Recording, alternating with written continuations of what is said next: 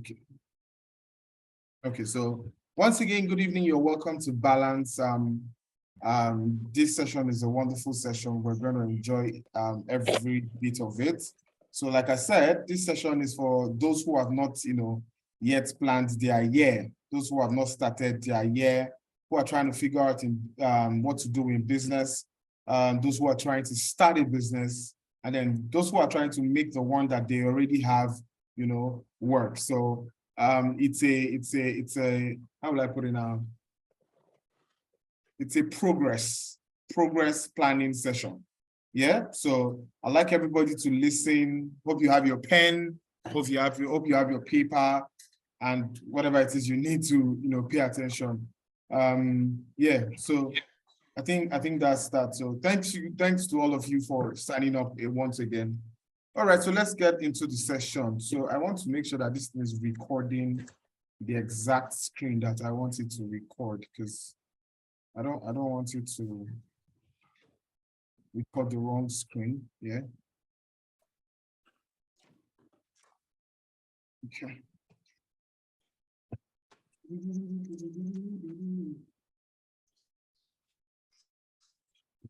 Okay.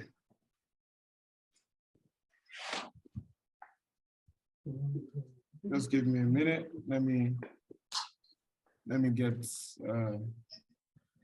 here. Okay, so great. Okay, so if you have any questions, use the chat box, right? So mute your microphone so you don't disturb during the session.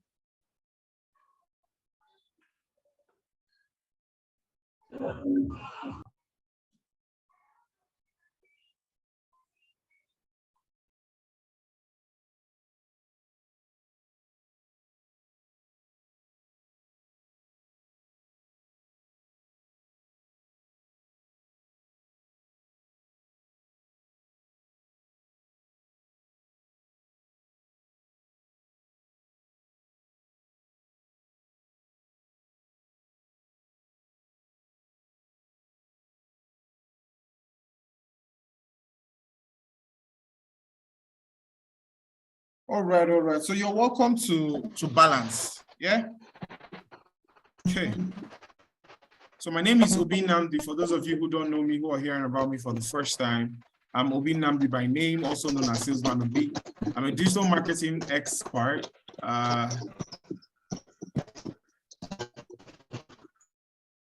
Yeah, I'm a digital marketing expert, sales strategist and coach, product designer, and good product manager and marketer.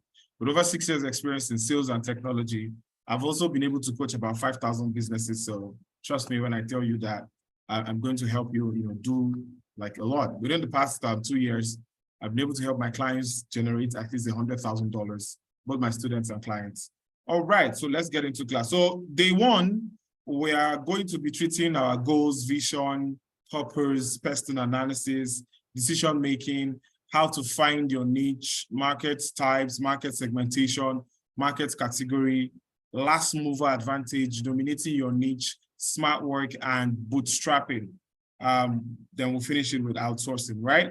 So day two, we're going to be talking about choosing a market, product creation, market need, market test, social media, defining your message, buyer persona, customer profiling, content strategy, content marketing, and market research. And then day three, we're going to build a marketing plan. We're going to discuss the marketing mix, sales myths, and correct those myths. We're going to discuss the different types of buyers that we have, what I like to call BANT strategy in sales, care strategy in sales, handling objections, negotiation strategies, and closing sales. And finally, we'll finish it with attracting high clients. Now, when you understand all these things, trust me, you can't go the whole year without getting the results that you're looking for. Do you understand? So that being said, let's get into this. So before, please mute your microphone. Thank you. Everyone should mute their microphone. Jenny P12. Thank you.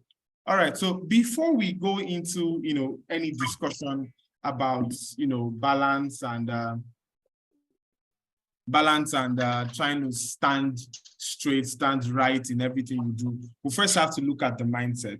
This is what people don't usually touch in business.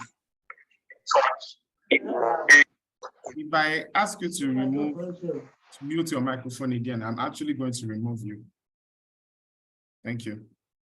We're talking about mindsets. Most people leave out mindset. They think the discussion on mindset is all about, when you want to talk about motivational speakers or talking about self-development and all of that.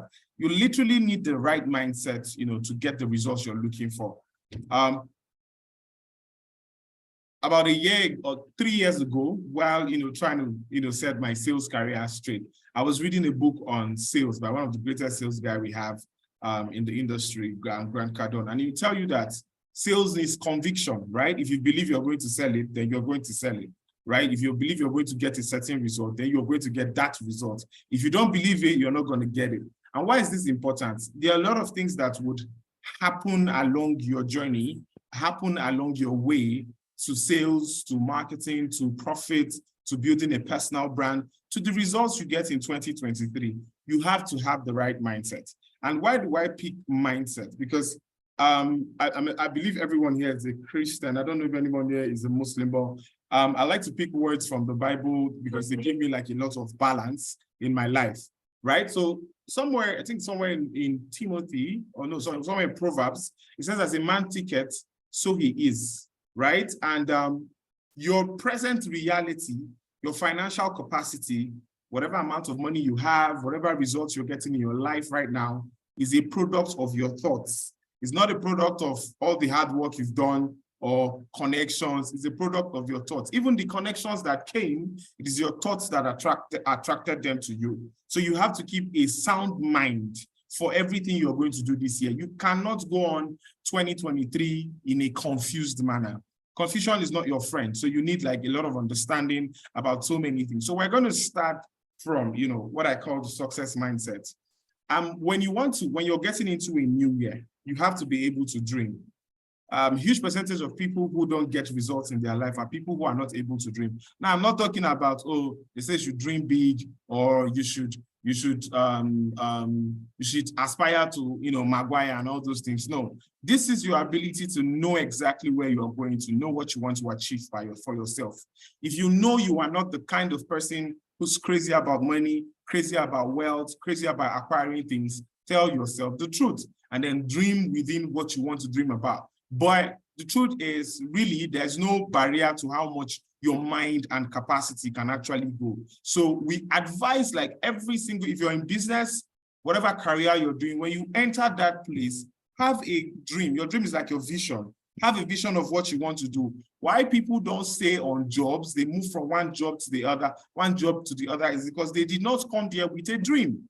They didn't come there with a vision that they are going to, work with till they end their journey, whether at that job, their career, whatever it is that they are into. So they keep moving from place to place. You see somebody, you're reading somebody's CV, and you see that they've worked in 5 million places within the space of 2 years, which doesn't make any sense at all, because it shows that that person does not have vision.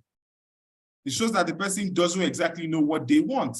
They keep moving without settling in a place and growing. One thing your dream allows you to do is for you to be able to grow. In 2019, I met the then Chief Marketing Officer of Coca-Cola Nigeria. She was 28 as at that time, I think 28, 29 as at that time. And then was having a conversation with her, and she said when she got into the company at 20, just after school, she had this thing in her head that, look, what I'm looking at is heads of marketing, Coca-Cola Africa. Now, they don't usually take a lot of Black people into, to those kind of positions. So for her to think about that thing, and she's a female, which, there are a lot of, ways that people view the female gender and all of that. So it looked like something daring for her. It looks like something she could actually achieve. And she put on that, she held that vision for as long as she could. Now, when she came into the company, of course, in big corporations, in big companies, there are a lot of things you would see. I mean, you will meet bosses who don't have respect for you, who don't know how to, who don't know how to talk to you, who don't know how to relate with people, but they are your bosses. Now, a lot of people left because what? I can't take it. It's messing with me emotionally. It's destroying my mental health. Your vision would help you look past the obstacles. It will help you find a way. It will help you find a way with the current situations that you're going through. Because what? You have a vision. You know that you came here for something. You didn't come here for somebody to spoil, your plans. So if the person is proving like, oh, they're going to be a barrier, you have to create systems to be able to work with this person. What is it you can do to avoid these scenarios? And when they finally happen, how do you attend to those scenarios? It is your dream that gives you that mindset. But you see that when people join companies or join corporations and, they meet very difficult leadership and all of that, because there's really no strong dream. Your dream is like your why you're doing something, why you are going somewhere. There's really no strong why, so they leave. Same thing with business. You start a business, you start a career, you become a creator, you start a skill and something, but there's no dream, no vision, nothing. So you go halfway. You stay 6 months, it doesn't make you money, and you're like, man, I don't think I want to do this thing. No, this thing is stressful, Joe. I should just stop it like this. Why? Because there's no vision. You don't know exactly where you're going. So you're going to be going up, down, front, back, center, till you eventually give up. So you hear people saying, oh, I don't have the drive. I don't feel like it anymore. I think I want to stop here. Because what? There's no dream. So when you are able to look at where you're going to and know exactly what you want for yourself, tell yourself the truth all the time. There are people that they don't want big things, right? Tell yourself truly, do you want big things? Are you ready to do the work for big things? Are you ready to work hard for big things? If you're not ready, don't stress yourself. Know that this is me. And then work, that's that dream, that one, the way it is, it's not small. To you, it's very big. To me, it might be small, but to you, it's not small. Work within that dream and make sure you focus on it. So even when you have obstacles, nothing is actually going to stop you. And that's the mindset I want you to enter 2023 with, or to continue this year with. Week 1 has gone, we have about 51 weeks left. For the rest of the 51 weeks, make it count.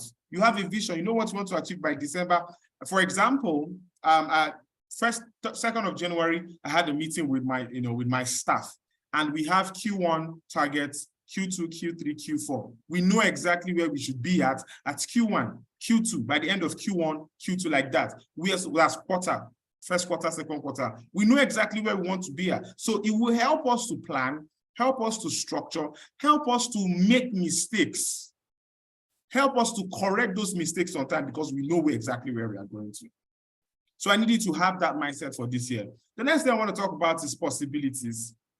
When it comes to possibilities, we limit ourselves. Yeah? So let me ask in the group, how much did you make last year? How much did you make last year? Can you type it on the comment section? Please, I'll really appreciate everyone should type. Don't be an island. I mean, that's how I used to say it. Don't leave only all of us to be typing. Yeah? So type in the group, what did you, how much did you make last year? How much did you make last year? Type it in the group, 1 million, 2 million. Can you type it? I said type in the group, type it in the chat box. How much did you make last year? 1.2 million, I'm grateful, I like this. 2.6 million, great. Now that was the whole of last year, right? That's 365 days. Yeah. Now just over 300K. Great, wonderful. Right now, it's possible for you to do more than that, but everything would have to start from your ability to see the possibility. Yes, your ability to see the possibility. Yeah. If you're not able to see what you want, you can't get it. Money is first in your mind before it's in your pocket. Results are first in your mind before it's in your hand, or before you experience any one of them. Yeah? So you have to be able to look beyond what you are currently, earning. Those of you who are this week 1 of 2023, I've done 500,000. My goal for this month is how many figures? I think it's in 8 figures, yeah. For this month, it's 8 figures already. And I'm close to it, yeah. And this is just week 1. You have to be able to see possibilities. Now, I'll speak to us from a logic point of view and from a spiritual point of view. Now, for you, there's nothing you want that you cannot achieve. And this is not motivation. This is fact. Nothing you want, nothing you set your mind to that you cannot achieve. If you think I'm lying, look at where you are currently. 2 years ago, you were not making the kind of money you're making now. But you saw it. One day you said it to yourself, well, one day I will make this money, and you started making it. That's possibilities. Now, from a spiritual point of view, every single thing you are looking for is looking for you, but not the current version of you. Every single thing you're looking for is looking for you, but not the same version of you. You have to be able to grow into that capacity, right? Grow into that mindset of seeing possibilities. In 2019, I think the highest I thought I could make in a month was 300K. And anytime I reach 100K, 200, 300, my mind can go past 300. Like, even if there's possibility, even if opportunities are coming for me to make above 300K, I can't see it because my mind is saying it's not possible, bro. 300K at this time is too much. Then I got a job at a company and saw the figures that these guys were doing in a month. And for the first time, I exceeded that figure in that company. I was like, okay, this thing is real. And boom, I lost my job. And I'm like, okay, thanks to COVID, I don't have. Okay. Then I started. What is this person? Hold on. Some people just don't listen. Okay. So I started to see, I spent time on watching a lot of people who have been successful than I am and how they did it. And everything turned out that they saw the possibility. You have to be able to see more than your current situation or your current existence and see where you're going to. Now, I said from a spiritual point of view, Psalm 23, we all read it every day. We even say it, the grace of our Lord Jesus Christ, the love of God. No. Yes, surely goodness and mercy shall follow us all the days of our life. Now, when they say goodness and mercy, right? Let's start with I want to pick out goodness. Think of the word goodness. Goodness is everything good that you desire. That is goodness. It said it will follow you, not that you will pursue it. It will follow you. So if you are chasing stuff, you're actually wasting a lot of your time. What you need to do is to create systems that fit into what is coming for you. Because if opportunities come for you at your current capacity, where your mind is not open to the possibility, it will pass you by. I've trained people over and over again. People get results and people don't.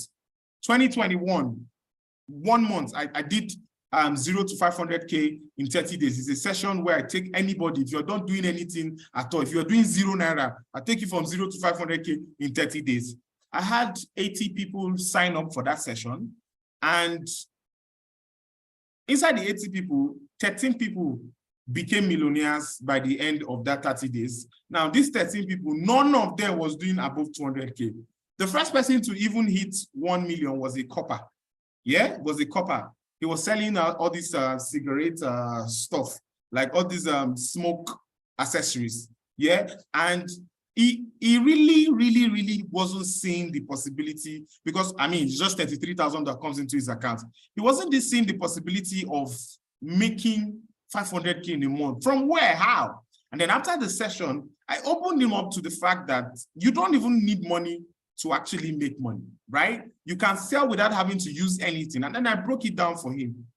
3 weeks, he did 1.5 million. By the end of the whole session, he had done above 3 to 4 million. He got his car like 4 months later and then sent me a message that, oh, thank you, SMO, because he saw the possibility. You need to open to your mind to things that are possible. Everything, see, as long as you can imagine it, the moment you imagine it, it's already happening. The only thing is that it's not in your front. The moment you imagine, this might sound so much like a lot of motivation, but I tell you, that is how you get most of your results. You think it, you agree with yourself about it, you've seen it, just keep moving. You'll get what you are looking for. So from today, have that understanding, have that conscience, or have that mindset that every single thing I can think of, good or, that's the funny thing, good or bad, I can get it. That's the funny thing. Your mind cannot process anything. Your mind, what your mind hears is go. What your mind hears is go, do, positive. Your mind doesn't have the ability to filter. So you got to be careful the kind of possibilities you are imagining. You might be broke now. You don't want to be thinking of, oh, my life has scattered. Oh, my life has, gone the other way.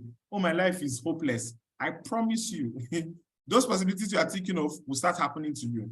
It's as if life is getting harder and harder and harder and tougher and tougher and tougher every single day, because that is the only thing you can see.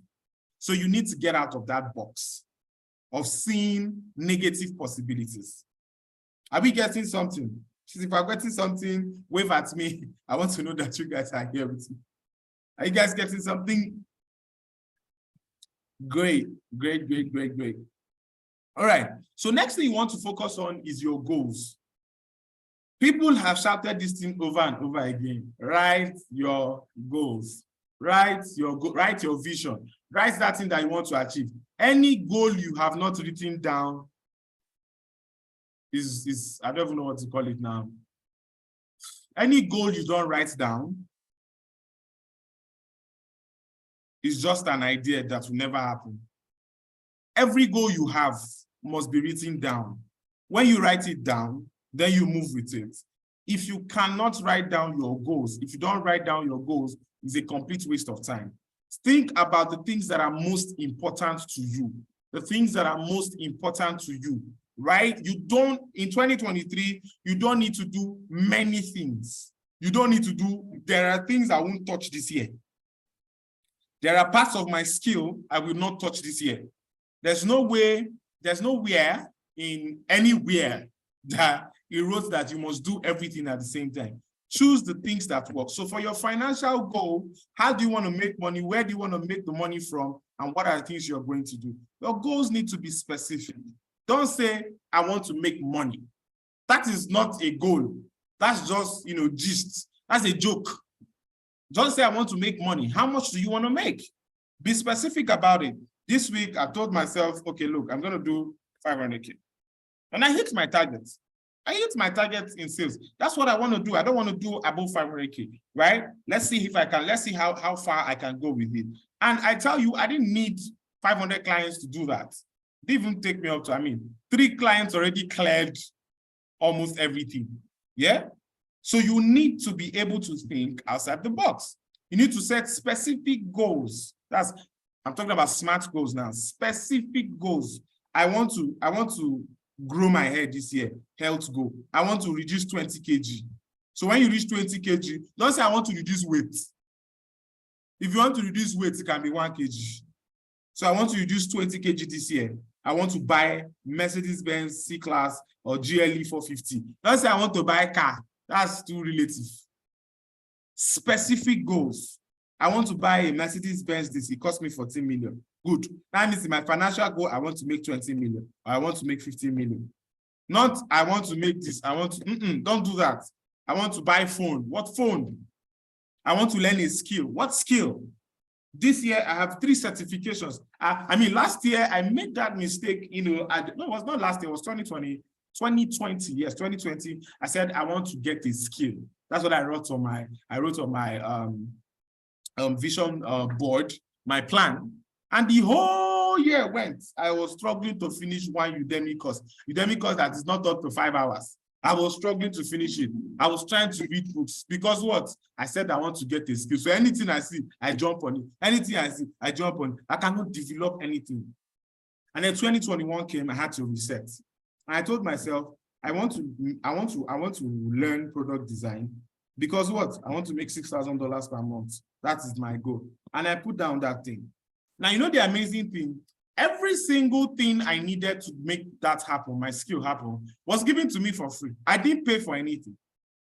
I met the people who would teach me, and those people were willing to teach me for free and make me sophisticated, one of their best students. Resources were coming to me as if maybe somebody heard that I needed help and was rushing it to me. Why? Possibilities. I said, everything you need is running towards you, but you have to be able to see it. So write down your goals, specific goals, measure them. Measure your goals. When do you want to achieve them? When? Don't say, oh, say Q1, January to March, I'm going to do 3 million, which means I have to do 1 million each month, which means I have to do 250,000 every week. That is how you hit your goals. Q2, I want to do 6 million. That means I want to make 500K per month, per week. That's how I want to do it. Don't say I want to make money. You want to make money is not a goal. You are just gisting with your mind. It's not goal. So measure your goals, right? Measure them. Look at your goals and say, look, can I do this thing? Can I really achieve this thing? Be honest with yourself, because if you don't believe that you can achieve, it's a complete waste of time. Yeah? And then actionable goals. Goals that you can, like if somebody see, the person can do it. If somebody see, the person can do it. Not the one that even you can't do it. Somebody sees it, they can't do it. I have actionable goals that I share with my team. I mean, I set my team a sales Q1 plan, and they were like, oh, this is achievable. I can see the numbers. I can see the figures. I can see, okay, we're using strategy 1, 2, 3 to get to 4. Okay, after we complete 4, we're heading to 5 using strategy 6. Actionable goals. You are a graphics designer, you are a creator, you say, okay, I want to make 500K a month, and you don't have a product that you're selling, it's a complete waste of time. Don't waste your time. That's not an actionable goal. If you want to make 500K, what product are you putting out? What service are you putting out? The current service that you have, how can that translate to money? How can that translate to money? Is it something that is needed in the market? If you write down, okay, can you go from point A to point B on your plan? Can you?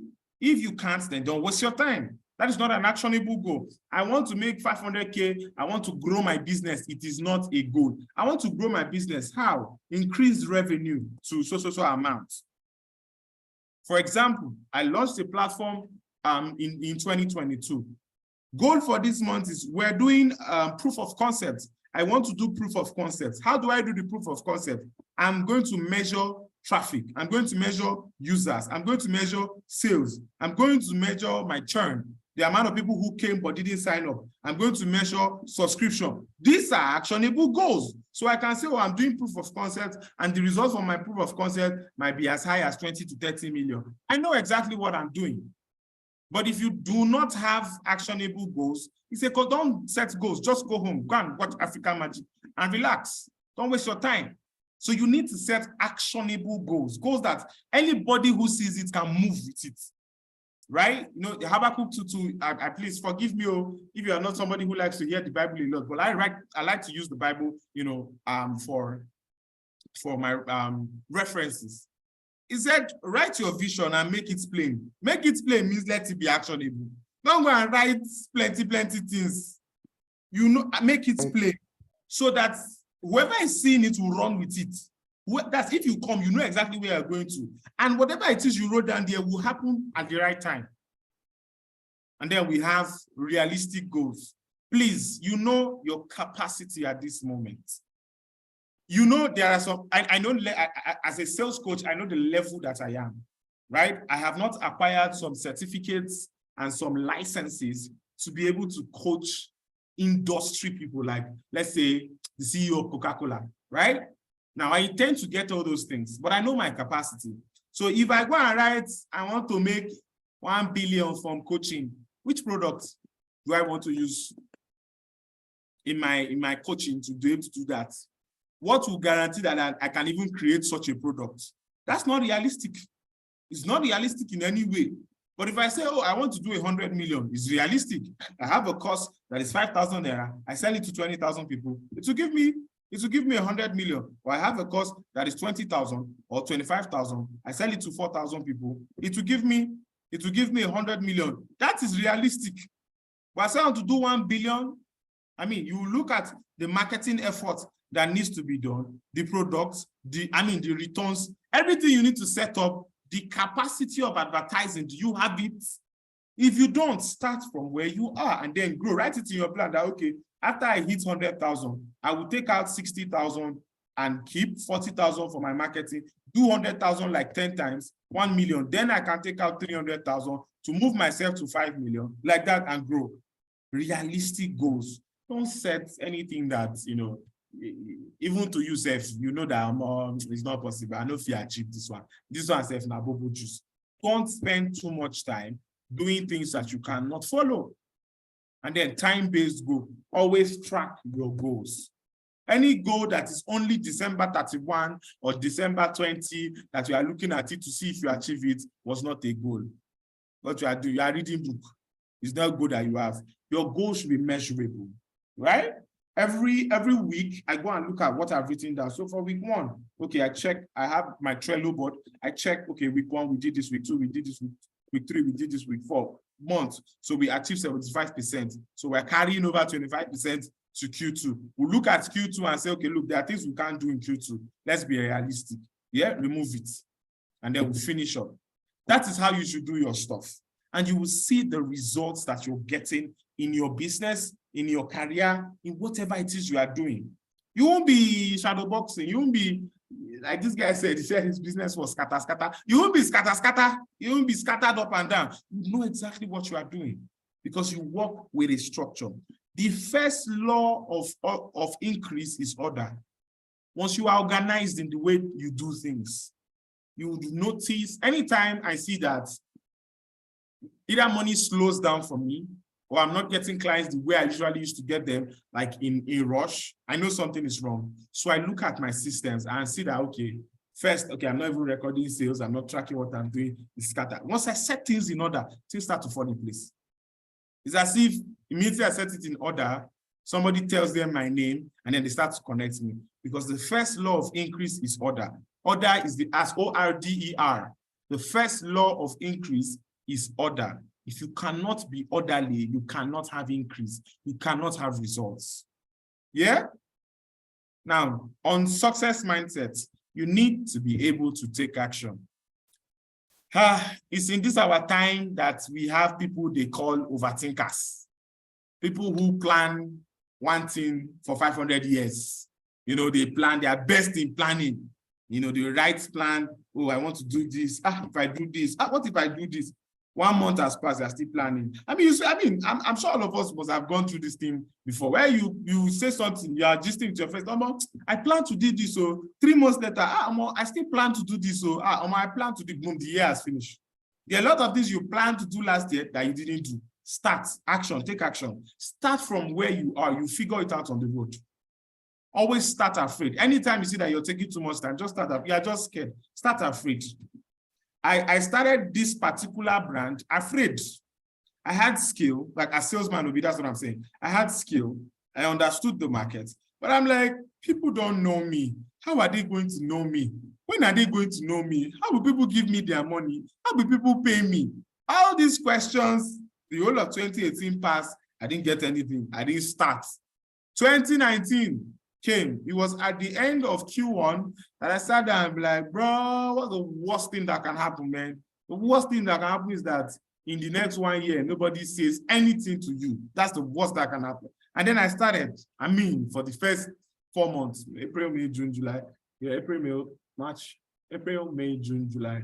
For the first 4 months, nobody said anything. My post was getting only 1 like. And it was my siblings that was liking the post. People were not even relating with me, but as if nobody was noticing me. And I was making friends little by little, little by little. They were not really engaging, but little by little. And before you know it, one of them taught me how to break into the market. One of them taught me how to break into the market. And then, I went from 0 to like 1,000 to like 2,000, 3,000 people, who were connected with me on WhatsApp, willing to pay money, for what I was willing to give to them. Now, if I didn't start, if I didn't take action that time, even though I was scared, I wouldn't get the results I'm looking for. I wouldn't even know that it's possible. I wouldn't even know that, okay, something happens here. If you look at Peter in the Bible, even though Peter was scared, when Jesus said he should come, if Peter didn't start, if Peter didn't put his leg in the water, he won't actually know that you can walk on water, that walking on water is a possibility. He will continue to look at Jesus like a fraudster. But as he put his leg on the water, I was like, okay, this is real. And then he put it. It was when he started looking around at, all the storms and everything that I started thinking, but there's possibility there. So you need to be able to take action. Don't waste too much time overthinking things. This year is not for overthinking. You see a job offer, apply for it. Whether they'll take you or not is not your concern. Apply for it. Your CV is okay, apply for it. You see boot camp, go for it. You don't have knowledge or something, and you see the one you can afford, go for it. Don't waste time thinking about, if I do this, that money in your hand that you are trying to save and help you to still finish. What did you achieve with it? Somebody said, come and do this thing for me. Say yes. You see volunteering opportunity, volunteer.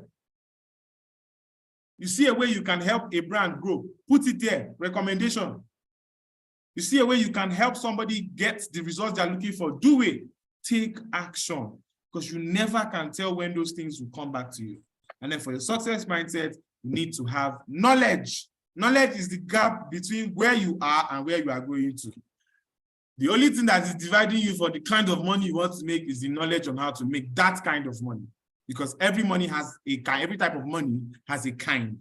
There is good money, there's very good money, and then there's mad money, right? So you need to have the knowledge, the capacity to be able to carry that kind of money. Some of us cannot make 1 million, 2 million, 3 million, even if anointing drop on us. Not because we're bad people or our village people are really strong like that.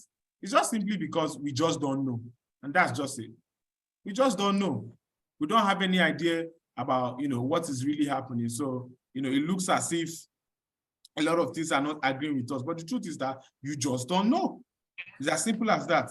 You don't have the knowledge on a particular skill. You can't make the kind of money they're making there. You hear people say, tech is sweet. There's money in tech. I will say, I would make $6,000, $5,000 per month. You can, if you have the knowledge of what you're doing. So follow knowledge in that niche that you are, that space that you are. Do you know it well? You need to know it well. I want to start giving Bible quotes here. Know your skill well. There's nothing you want to ask me on sales today, unless I don't know it too. But I don't think there's anything you want to ask me on sales today that I'll not be able to give you an answer or even an idea of what you're talking about. For example, I like cars. The day I enter automobile business, you people should fear me. I love cars. I can talk to you about engines, design, makers of cars, brands, companies. I love cars and I know about cars. I can talk to you about design, web design, graphics. I know a lot about these things and I've spent time on them. So when I tell you that, okay, look, per client, I make minimum of 100, a maximum of 1 million on the designs that I do per client. Somebody say, in this same graphic design, yes, because I know something you don't. So it keeps me at an edge. Knowledge keeps you at an edge. So follow knowledge like no man's business. Learn. Very, very important. Learn. Do we get something? Are we there? I feel like I've said a lot. Are we there? Yes, sir. Did we get something? Yes, sir. Yes, we did. Yes. It's Praise still. Praise, are you still here? Hello, Praise. Can she hear me? No, don't unmute too. Praise. She's still here. Okay. Okay. Great. So next, want to move to money mindset. Now, I know when we talk about money, most people are thinking about, how do I want to make this money? Where Praise, are you enjoying the class? Are you getting something? Can you hear it? No, you said you don't have this. I wanted to find out if you're here. Okay, great. Now let's go to money mindset. There are only two ways you actually get money: through value and through favor. Those are the only two ways money will ever come to you. Meaning, what you are offering, whatever your value is, whatever it is you can do, whatever you're offering, whatever problem you're solving or solution you're providing. Favor is whatever somebody gives to you, whether in exchange for something, like maybe they want something from you, or out of just sheer kindness, right? Aside these two ways, you can't get money. Any other thing you do outside these two ways either becomes illegal or becomes, prohibited.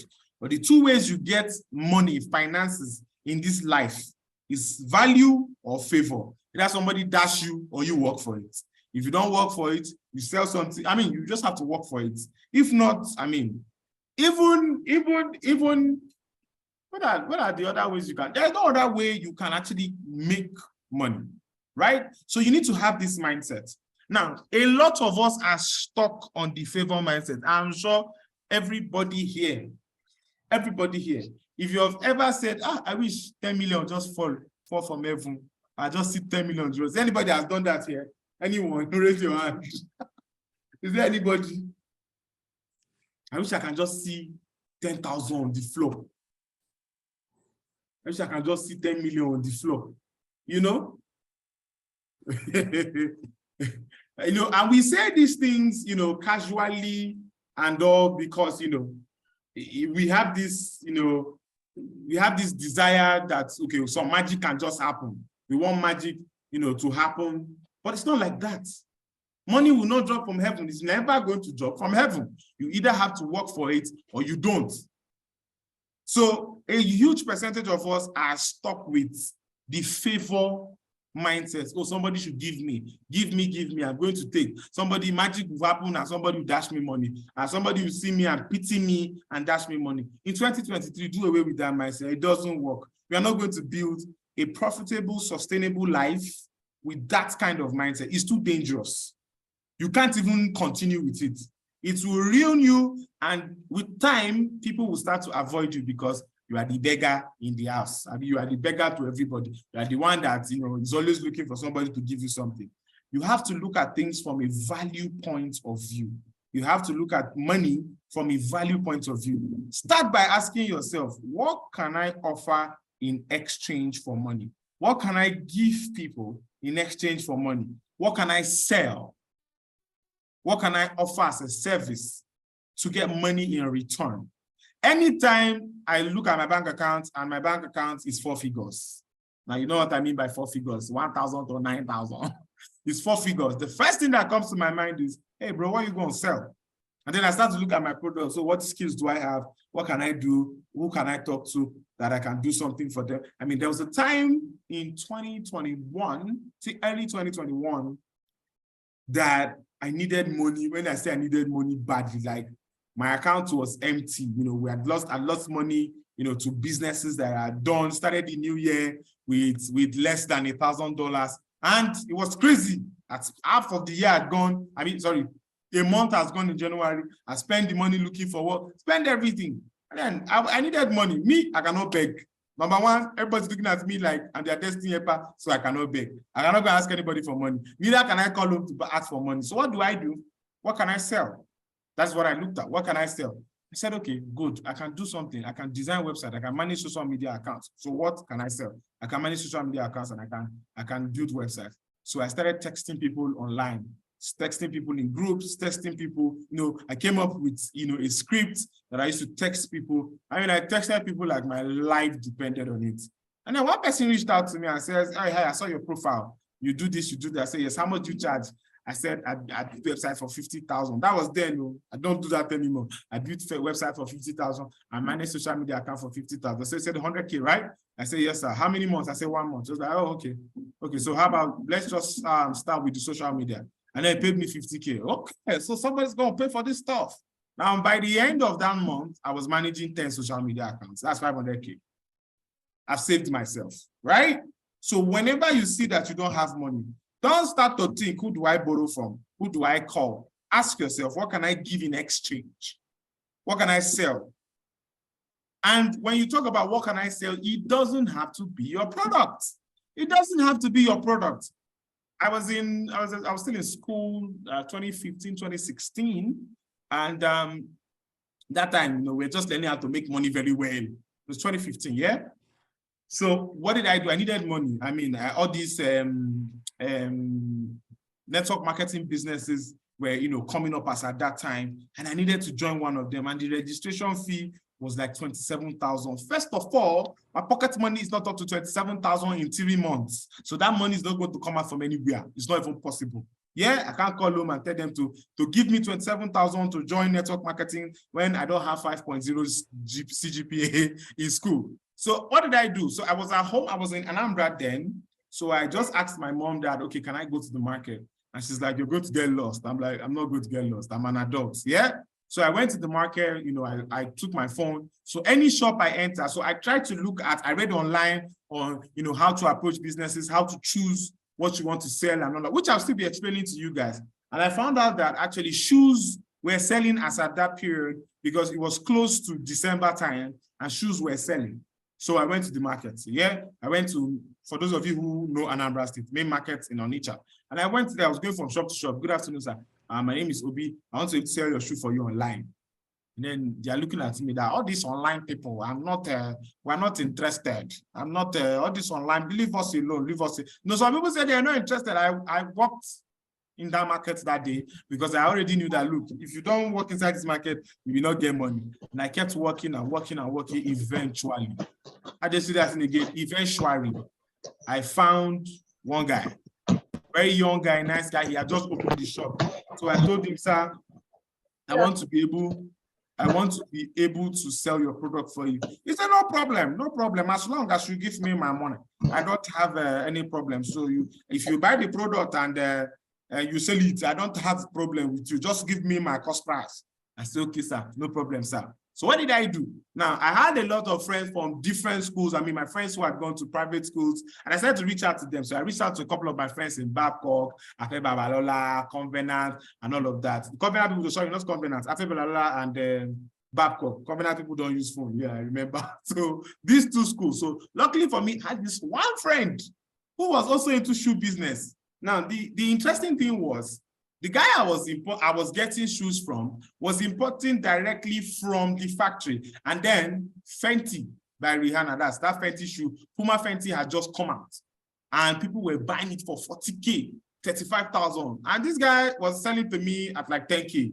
And me, I would sell it at 25,000. So he sell it to me at 10K because he was getting directly, because he does wholesales, he doesn't do like one in the boxes. He gets directly from Puma's factory in China and then, gets it back to Nigeria. So I talked to him. I said, okay, sir, I want 10 pieces. He said, okay. I said, just keep it down for me. And then I met this, my friend. I said, how much are you selling shoes? She's like, they are rushing the shoe in my school, 45,000, 35K. I'm like, really?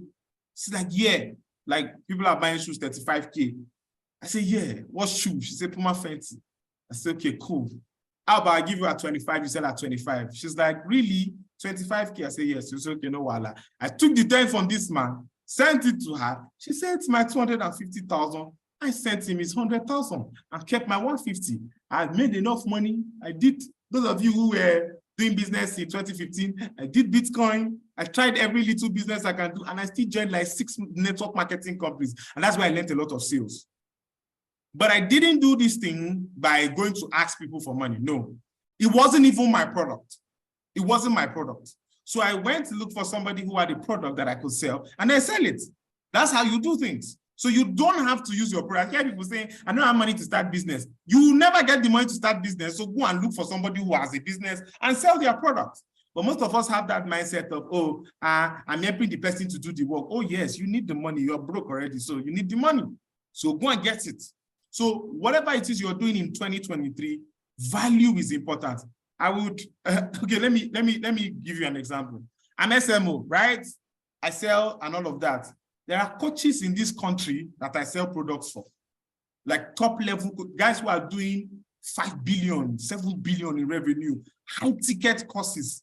They have high ticket courses. I go to them, good afternoon, sir. Sir, please, I would like to sell your course for you. I want to learn how to sell high ticket courses. He said, okay, I'm going to give you 20% or 10% from every sale you make. I mean, courses as high as 300, 500K, 1 million. By the time I'm selling it, I will start learning how to sell to big people. Money will be coming in. You sell, if I sell 300K, if I sell a 300K course, for instance, my money is 30,000. If I sell 10, that's 300K. If I sell 20, that's 600K. I need to sell to 30 people to hit 900,000. Just 30 people. And it's not like they're going to leave you alone. They're going to share these things with you because even the person needs you to sell. That's one thing about using another person's business to even make money. The person wants you to sell. Do you understand? So whatever you are doing in this year, money comes to you based on what you are offering, the value you're giving. If you have a skill, offer it well. Show brands that you can do the work. Don't go and sell to somebody and tell them I'm a graphic designer. Show them that you are a graphic designer. Do something that will bust their brain. That when you charge them 100,000, they won't be scared. I work for Africa's #1 sales coach. Yeah? And how did I meet him? I've always told you guys this thing. I mean, okay, you guys are new to my sessions. For those of you who have attended my sessions before, how did I meet this guy? How did I get access to this guy? It's as simple as ABC. I need this guy to be paying me money. I need money from this guy. I need to pay because he pays well. Yeah. So what did I do? And I also needed access to him, his courses and all of that. What did I do? Now I can't pay the kind of money that people are paying, but I want to get access because I need to increase my money. I need to increase my mindset. What did I do? I have a skill. Yeah. I have a skill in web design. And so I went to his website, redesigned the cover pages of his books, and then sent to him. He was blown. He employed me, and I've worked with him this is the 3rd year. Yeah, I've been working with him for 3 years now. And trust me, I literally don't do anything. I just do for me, it's nothing. Yeah, but I still get paid very well. There are brands that I've done prototypes for. They see the prototype, they pay before they're even sure I can turn the prototype to something real. Value. So you must go to every conversation with value mindsets. Yeah, I know they say, oh, everything is not money. My dear, everything is money. The Bible says money answereth all things. Everything is money. You want to have good life, money. You want to hit your marketing goal, you spend money. You want to implement big goals, big strategy. You want to take great steps, you need money. So you must be able to have value, offer value. We are getting something. Next thing you want to do this year is please have a saving plan. Now, I'm going to go from 2 angles. Number 1, savers are losers. Yeah. Now, if you are the kind of person that every kobo they get, they're always putting it in piggy banks, locking it up, you would never make money. Yeah. You need to be able to save, but at the same time, use your money to make more money. You should be saving at least 30% of your income if you're making a certain amount of income. Let me clarify something. Forget anything you are talking about passive income and multiple streams of income. You don't have multiple streams of income. You don't have multiple streams of income, so you cannot have passive income. Passive income is passive income only comes from when you have multiple streams. They did not say multiple ways. Streams. Have you seen streams before? It used to flow with water. That means your money is flowing like water, then passing. You see all this. Why is it? Sometimes people like to believe rubbish. Somebody comes to you and say, you need to have multiple streams of income. You need to have passive income. At what age? That's the fact. At what income level? You can't be telling me to have multiple streams of income. I make barely 100 million a year. I don't do up to 100 million a year as of now. I can have multiple streams of income. If I make 10 million in a year, if I put it in piggy banks gives me 8%. 10% of 10 million is 1 million. 8% is 100,000. So that means for 365 days, these are my 10 million. Give me 800,000. What's that? I can't make money from anywhere. I've not built any business. But when you're talking about passive income, I mean, you have business in e-commerce, you have business in technology. I mean, the owner of, let's say, I've not called the name, but there's a transaction API in Nigeria that does 2.3 trillion in transaction every single day. 2.3 trillion in transaction every single day. Now, the owner, if the owner is any 10% is 230 billion. 0.1% is 23 billion. 0.01% is 2.3 billion. 0.0000, even if the person earning 0.0, you still be seeing 23 million every day. Can you see 23 million every day? Have you built that capacity? They're talking about and passive income, multiple. You need multiple streams of income. And multiple is not 10, multiple is like 50 streams of income. You look at billionaires, you look at people who are like in the big industries, check their streams of income. They have real estate, aeronautics, they are in the airline industry, they are in the food industry, they are in the tech industry, entertainment. So when they are buying G-Wagon 125 million, do you think it's from their company money they are buying it for? It's for multiple streams of income. Because if Anthony Joshua should box, he put his money in the betting company. So the betting company makes 20 billion in one night. They pay Anthony Joshua 10 billion. They send in the remaining 5 billion and keep 5 billion. That's multiple. So you can go and buy G-Wagon as he wants. But you can't do that. You don't have that money. So you need to be able to save wisely. They don't talk about saving wisely. Save wisely. Don't save all your earnings and you can't do it. Some people you will not be able to take opportunities. You have locked your money down. You have lost 1 million. And then there's an opportunity for you to invest in a business that's going to scale within the next 6 months. Next 1 year, you missed it. Then when people are chopping billions, for put money for this thing, and I get that story. You used to be able to save wisely. What of emergencies? If you don't save wisely, you can die. You can't even make heaven because that's foolishness. You lock money down. If you are sick, if you are sick, what will happen? You die out. If something's wrong with your car, it will cut your source of living because what? I lock my money in fixed deposit account. I cannot withdraw till after 6 months. You die. So you need to be able to save wisely. Save wisely. Don't save because, I'm making 10,000. I said, make it save. Another, this mine, okay, let me just leave it. Let me not leave this. Let me leave this part out. You need to be able to save wisely. And then when it comes to spending, now, I'm not going to talk about shopping and spending on frivolities, yeah? Because for me, I feel if you have common sense, you should help. But I'm going to go from this angle. When you are spending money, spend on the right things. What do I mean? If where you are is not chasing you away, don't leave that place. Some of you, I know about 3-4 guys here who need to move to a new apartment. Count your costs. The Bible says there's no man who wants to build a house or build a city and doesn't count a cost and know what it will be. Does not sit down and count his cost. Sit down. Count your expenses. I was on a call with somebody and the person was saying, I make profits. So I said, how? What do you incur? Do you make money? She said, yes.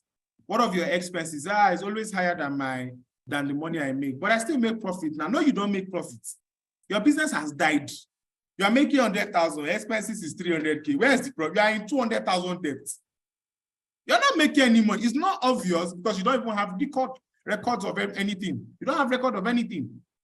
When you are spending, for example, now, me like this now, I want to move to a new apartment, for instance.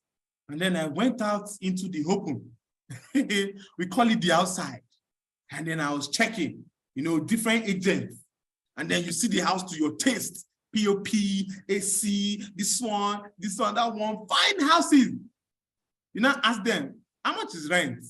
They tell you, it's 800,000. Agent fee, 400 and something. Don't worry, I'll stay in my hut. I don't have that capacity to spend that kind of money now. You see, I don't have 1 million, I have it. But can I spend 1 million in the house and eat gari? No. So I stay where I am. So you have 1 million in your account, and you're going to live in 800,000 naira house. That's foolishness on all levels. You don't even need anybody. A child will look at you and call you foolish. I've seen people who buy cars they cannot fuel. There was a time in school that I literally fought with somebody because he drove in his car and said, Alpha Chairman, I beg, I feel C2K for your hand. I won't buy fuel. And I told him, you must be a mad person. You must be crazy. To stop me who's using leg and you're using a 1.something million naira car and you're asking me money, you have audacity, you are a big fool. And they say, why they have me? For that time, he say, no, get us. I have to tell you, you don't have sense. You don't have sense. You need to be able to spend wisely. Count your cost. If living in your parents' house will save you money, stay there. Before you gather your 10 million and stay in that house, stay there. Don't go and before me, I want to live on my own. The outside is not funny. I'm advising you now. The outside is not. Stay in your father's house. They do not pursue you. If somebody had told me like 3 years ago, I would be enjoying, I would be fatter than this now. And I went to go and before me, I want to be independent. And I left. I slept in somebody's office for 4 months. Because what? I did not see a house that is within my budget. Use 120,000 to look for a house. A house is 450. Where do you want to save the money? And you cannot go back home. Because home self is fun. Home costs money. So you need to be able to count your costs. Don't spend. Look, you eat all the pizza when you are a billionaire. You travel everywhere when you are a billionaire. Use your money to plan. Plan your life. You will travel. Don't worry. Don't rush anything. You will travel. People say some travel, you will pay for it. Company will pay for it. You focus on that job. Focus on building that brand. Spend wisely. There's money that I know now that, okay, this money is for my marketing. It's not for chopping life. Do I want to travel? Of course. Do I want to get a car? Yes. For example, we have a sales target that we want to hit. Yeah. And I'm 1,000,000% sure we are going to hit that target because everything is later. Now, when we hit that target, my nice mind is telling me, bro, just go to the market, get yourself a nice car. You know, a nice SUV. You know, you are tall. You need a nice SUV to chill. And then it kicks in. My spending mindset, my money mindset kicks in. I say, okay, I'm spending 5 million, 6 million. Okay.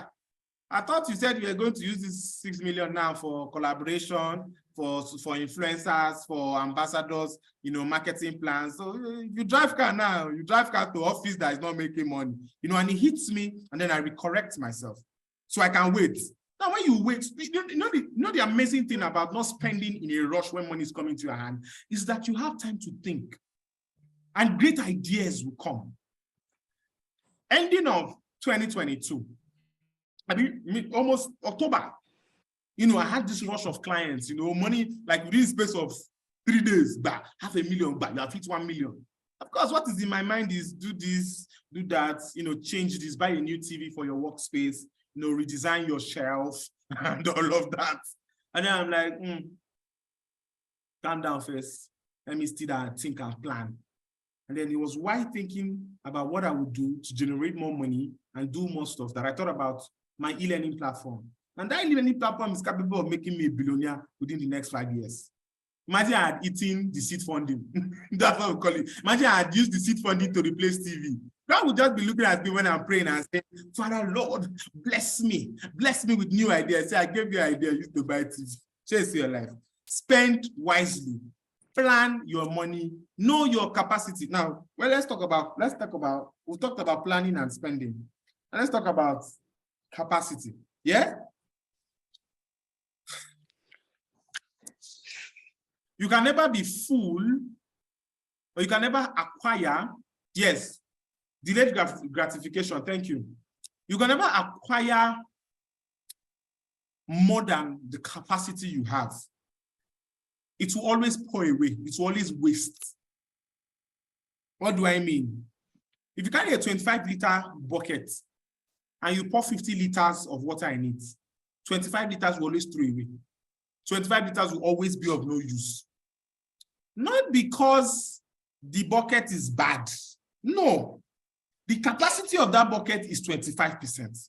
And it can't go within that. If you want to carry 50 liters, get a 60-liter bucket or a 60-liter drum or a 50-liter drum. You can carry that 50-liter bucket. What do I mean? To increase your capacity, you need to be able to ask questions to yourself and questions outside yourself. What do I mean? I ask myself all the time, Obi, what can you do? How can you improve on these things? What are the things you need to know? How do you implement these things? What are the things you can try? What can you make mistake on and learn? Those are the kind of questions I ask myself. Now, outside, I ask myself, what does the world have to offer? Who is the world working with now? Companies, what kind of persons are they looking for? What kind of smart people are they looking for? What kind of skills are they looking for? When I ask myself that question, I go back to the drawing board and learn. I learned product design in 2021, yeah? 2021. In 2022, and somebody reached out to me from Switzerland and said, hi, I just went through your profile and I like your profile. We're designing a cryptocurrency application and I want you to do a design. I said, oh, okay, great. Nice to have you. I'm Obi from Nigeria. It's like, yeah. We have Nigerians working for our company and I would like to have you on board. I said, okay, great. And then it got to payments. They said, we're a new company and we'll be able to afford just $60 per hour. We need the project done in 10 days. And I said, $60 per hour. I did the conversion and then I said, Jesus. I said, Jesus. So I asked them, how many hours will I be working? Minimum, a maximum of 5 hours, minimum of 2 hours. I said, I can work 10 hours a day if you want me. They said, oh, 5 hours. We don't want you to work outside 5 hours. I said, okay, so that's 150,000 naira per day for 10 days. That is my capacity. That's, I had known that skill well enough for somebody to be able to pay me $60 per hour. There are people who never get that kind of money because what? They've not done the design for that capacity of money. And please, if you think that money is big, there are people that I have not reached that I'm still taking a lot of knowledge to be able to reach that capacity. Another way you can increase in capacity is increasing your knowledge. The more you know, the more money comes. The more you know, the more money comes. The more you know, the more you know who you know. Network, your network. You need to know people. Don't say, I know Sabi this, but know people. See me like this. Every year, at least, I build connection with a lot of influencers across Nigeria. Because I need you people.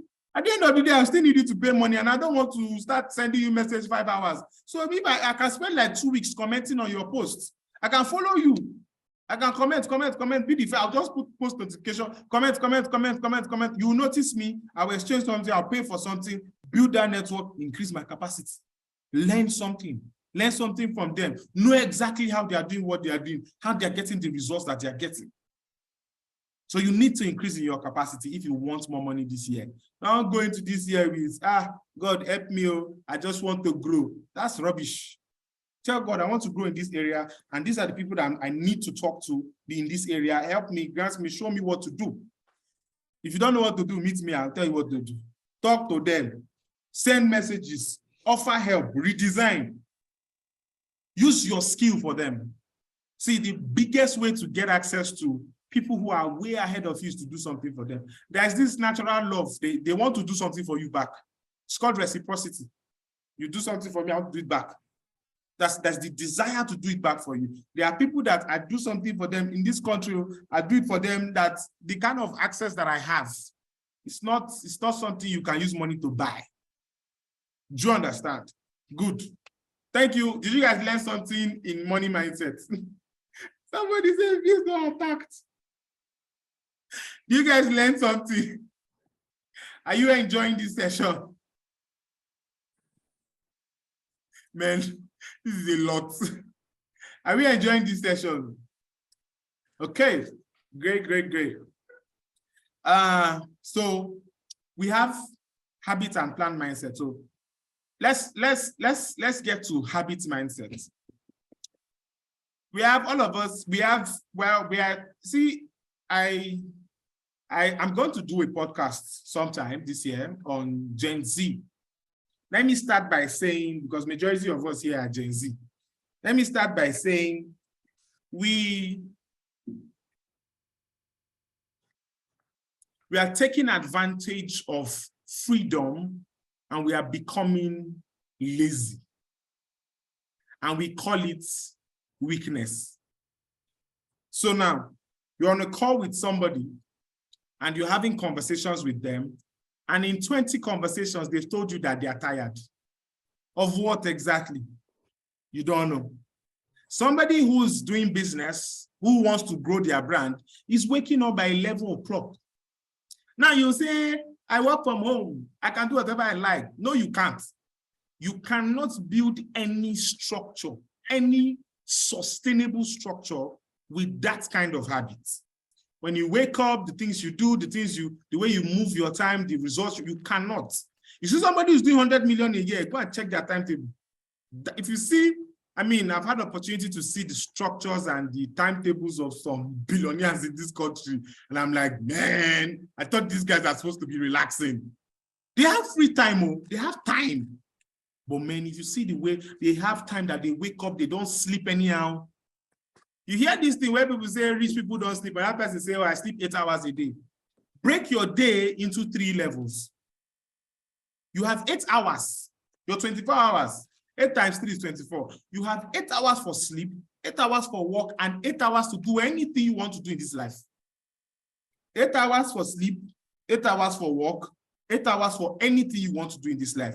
If you break it down in this way, nobody can take your sleep away from you. You will sleep well.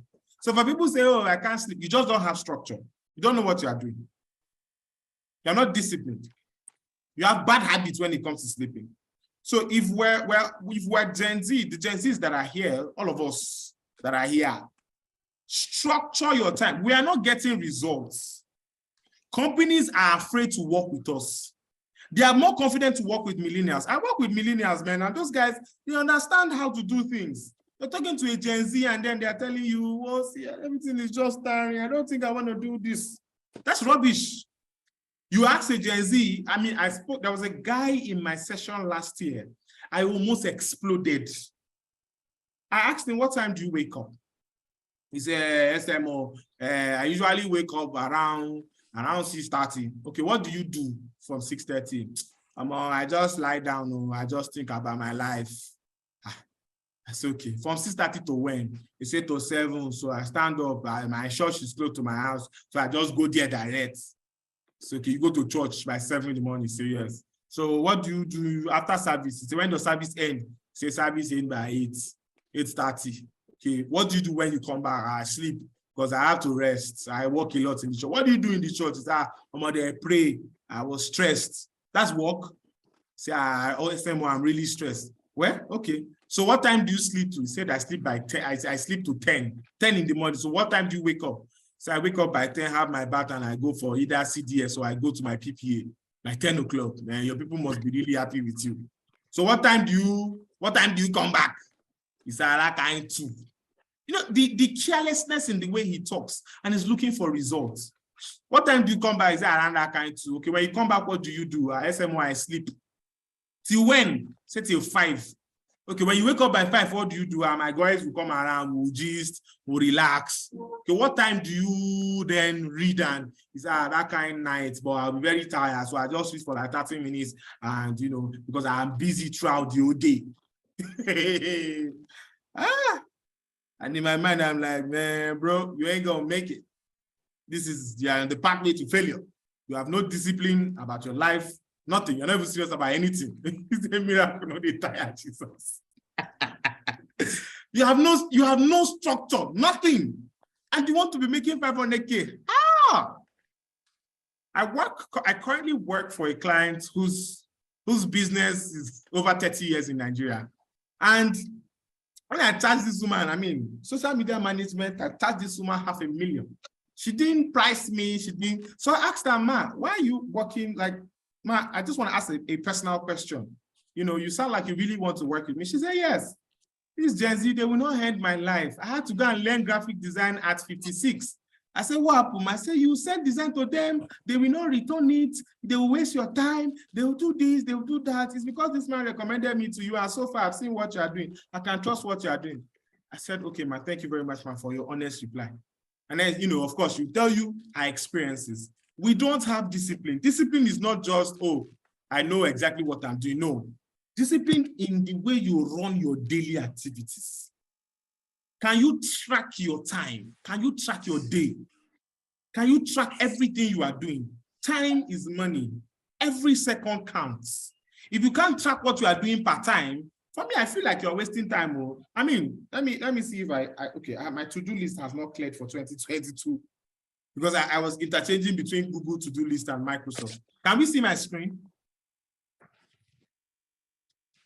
Can we see my screen? Can we see my to-do list?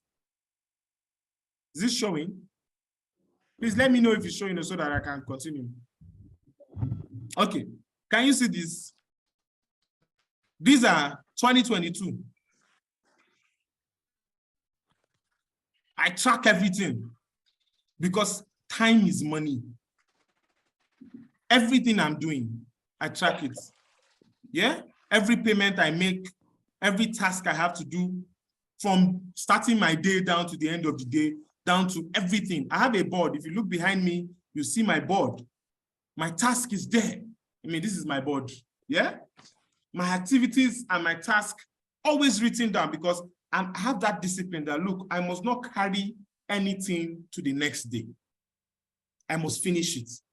So when do you write things down? You know, somebody say, oh, I like to journal. Do you journal your day? Do you write your activities and complete it? Or you used to tell your journal story? Write things down. Jot things down. Let me not say it like this guy. Jot things down.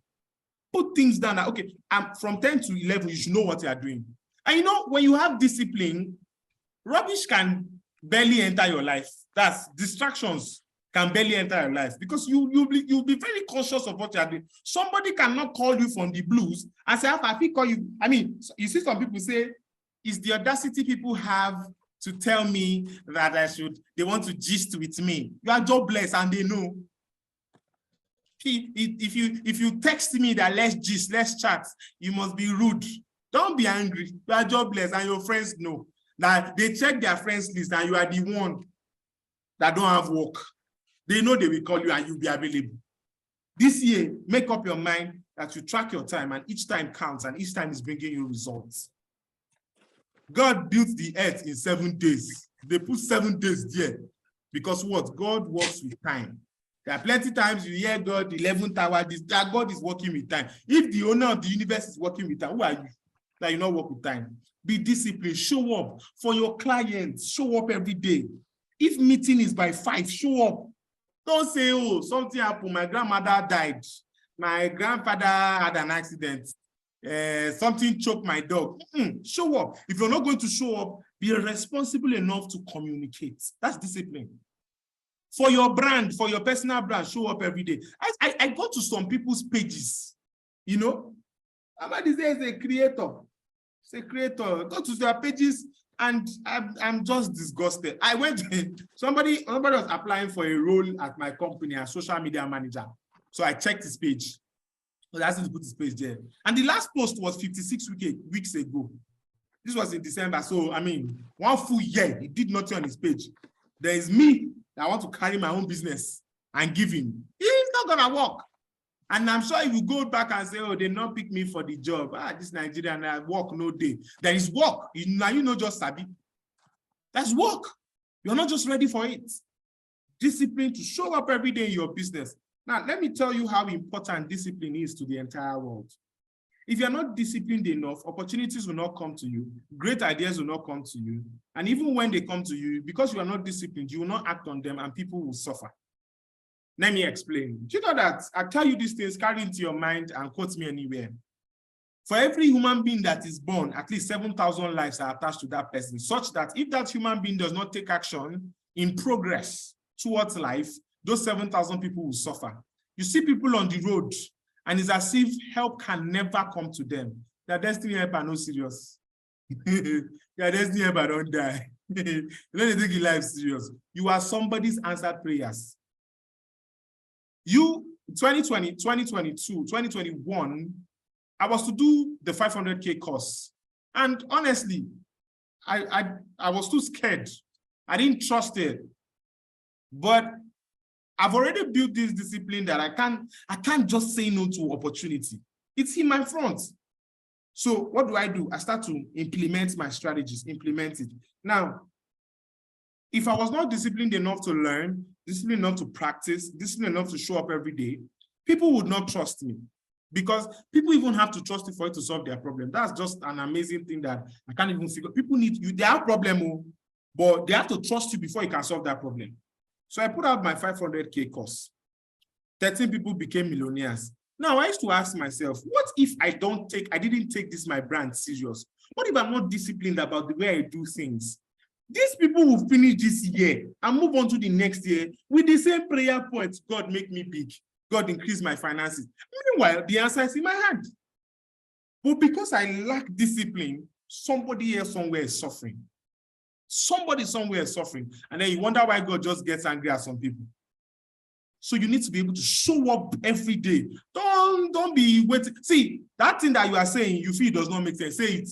If it does not make sense, you shall say something. Say it. Put it out there. When I look at people, people say, nobody will listen to me. What are you saying? There are people who talk rubbish online that we know they are saying rubbish. Just will laugh and scroll away. They're saying rubbish. And they're making their money. Build a life of discipline. Show up every day. You shouldn't be waking up by 7 in this time. If you're waking up by 7, you don't have plan for life. By 7, people are closing deals. By 7 in the morning, there's a client I texted like 7 a.m. every day for like 4 days. After 4 days, he told me, this boy, who taught you this thing? I said, what, sir? He said, 7 o'clock is where we make most of our company decisions in the mornings, and we do most of our transactions because transactions are faster and you can get responses. Everybody's on their phone checking what is happening in the morning. Anytime you call me by this time, I'm always sending you. This is the first day now. I'm sending you money for website. Who taught you this thing? I just laughed. Show up every day. Show up early. You are in real estate business. You have business. You have what they call that is inspection. Let your client not get there before you. Send that client reminder. Show up. Be disciplined. You will understand. So we should not live careless anyhow life this time. Consistency. If I follow any celebrity, any creator that I follow online today is because they were consistent. I cannot follow you if it's 3 posts that you have and you have 20,000 followers. You are a thief. Consistency breeds results. Yeah? Do you know that you can be consistent at the wrong thing, right? And the result that is meant for that thing will start coming to you, even if it's not what you need. That's how mad consistent. See people who are being consistent in doing evil. Now they own an evil empire. They own empire of bad people. That's consistency. They didn't start. The person who is a drug lord today did not start by lifting heavyweight drugs. It started by stealing small resources in the market. But with that consistency, is built an agency. You, that is a good person, you have no consistency. You post today, you post next week. You post today, you post 1 million days. You call clients today. The client does not call you back. You won't call them back saying, it's them that need me now. No consistency in anything that you are doing. You talk about something today. Next time we are hearing from you, there's no consistency in the way you follow up. We cannot expressly say that this is what you're serving us per time. Be consistent in the things that you are doing. If you want to write that book, start and finish. Consistency will help you finish. Look, you can start anything with, share interest. Yeah? You can start anything with drive, but you can never finish if you don't have discipline and consistency. And then be willing to fail. Look, 2023, you are going to make a lot of success and you're also going to fail at some things. It is not cost. You are going to fail at some things. But you have to be willing to fail so you don't remain there. It's those who are not willing to fail that remain on the floor. Because what? They are not willing and everything looks too serious to them. Everything looks like, more, shall I go make them? And they just stay there. If you are willing to fail, when you fail, you know that I failed. Oh, this is what caused my failure. I made a mistake. I'm able to track this year. I lost 3.4 million in my business last year. Now, I'm somebody who is ready to fail anytime and stand up and get up and continue. I said, how did I lose this money? Good. Now, it wasn't from any of my strategies. It was from my employment strategy. I was employing people who were friends instead of people who knew what they were doing. I was emotional about employment, so I had to work on myself. It's not their fault. Now, me go to employ them. And I lost money in the millions. So you need to be able to fail. Willing to fail. Failure is a proof that something can work. If you've not failed at anything before, you never start. You need to be willing to fail at things and get up and go on and get it done. Do you understand? And then relearn. You know something, know it again. You might forget. Go and read it. You've read a book, read it again. Read books. I read books, I eat books because I need it. Any amount of money you are looking for, any strategy you are looking for is in a book. Read books. You say, yes, I used to get tired, but you can never get tired on Netflix. Books are boring. Don't worry. With empty pockets, you will no longer be able to subscribe for that Netflix that you are watching. You will be forced to go and read books. So read books. Books are wealth. Don't play with books. Relearn. Get courses. Improve your knowledge. I'm a graphic designer, for instance. Yeah? And then an instructor puts a design course on my platform. Yeah, I have to go and pay. It's my platform, but I'll pay to get it. I have to go and pay to get my own and start learning, his own strategy. So I can be very good. I can know what's happening in the market. Yeah? And then have drive. Don't be too tired. Speak to yourself every time. If you notice that you're always, every time, every small thing, I'm tired, I'm stressed, I'm this, you can't be able to achieve anything. Because even people who want to hire you, who you want them to work, will not be able to work with you. Because you don't have drive. You can't move. You're not ready for anything. You're always tired. So when they need to do serious work, nobody will call you. And serious work comes with serious money. Nobody will call you because what? They quick that, leave that guy. The guy, you call him now, with a squeeze face. No guy, no sabi anything. That just day. You need to be able to have drive to move. And finally, on plan, have a plan mindset. Have a skill, know how to do that thing. That's plan how to do it, you put it in your plan. When to do it, what to do, and how it will make you money. That's how you plan. So you start first by organizing your skill. Look at what you have, what can bring you money. Learn how to do it, when to do it, what to do, and then profit. Do we all? If you listen to this thing and your mindset does not change, your village people, they are working over time. Do you understand? So I want you to, go over. I mean, the recording will be available. Hope we're recording, because if we're not recording, I'll literally okay, we're recording. Yeah. So the recording will be available. You can go over it, listen to it again and again and again. Broaden your mind. Your mind is your powerhouse. If your mind fails, your life will fail. As a man thinketh, so he is. You speak the things that you think, and you become the things that you speak. So keep it in your head. Your mind must be sound. If you have a sound mind, and you have just going smooth like this, smooth, because there's nothing stopping you. You know exactly what to do. Do you understand? All right. So let's go to the next thing. This thing did not enter. I'm coming. Give me a minute. I want to change something. I want to add something. Sorry. Pardon me. I put something that didn't save. I'm supposed to talk about it now, and it did not save.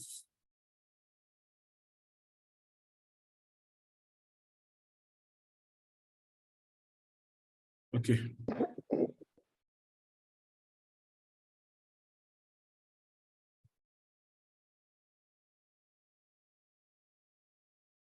Sorry, guys.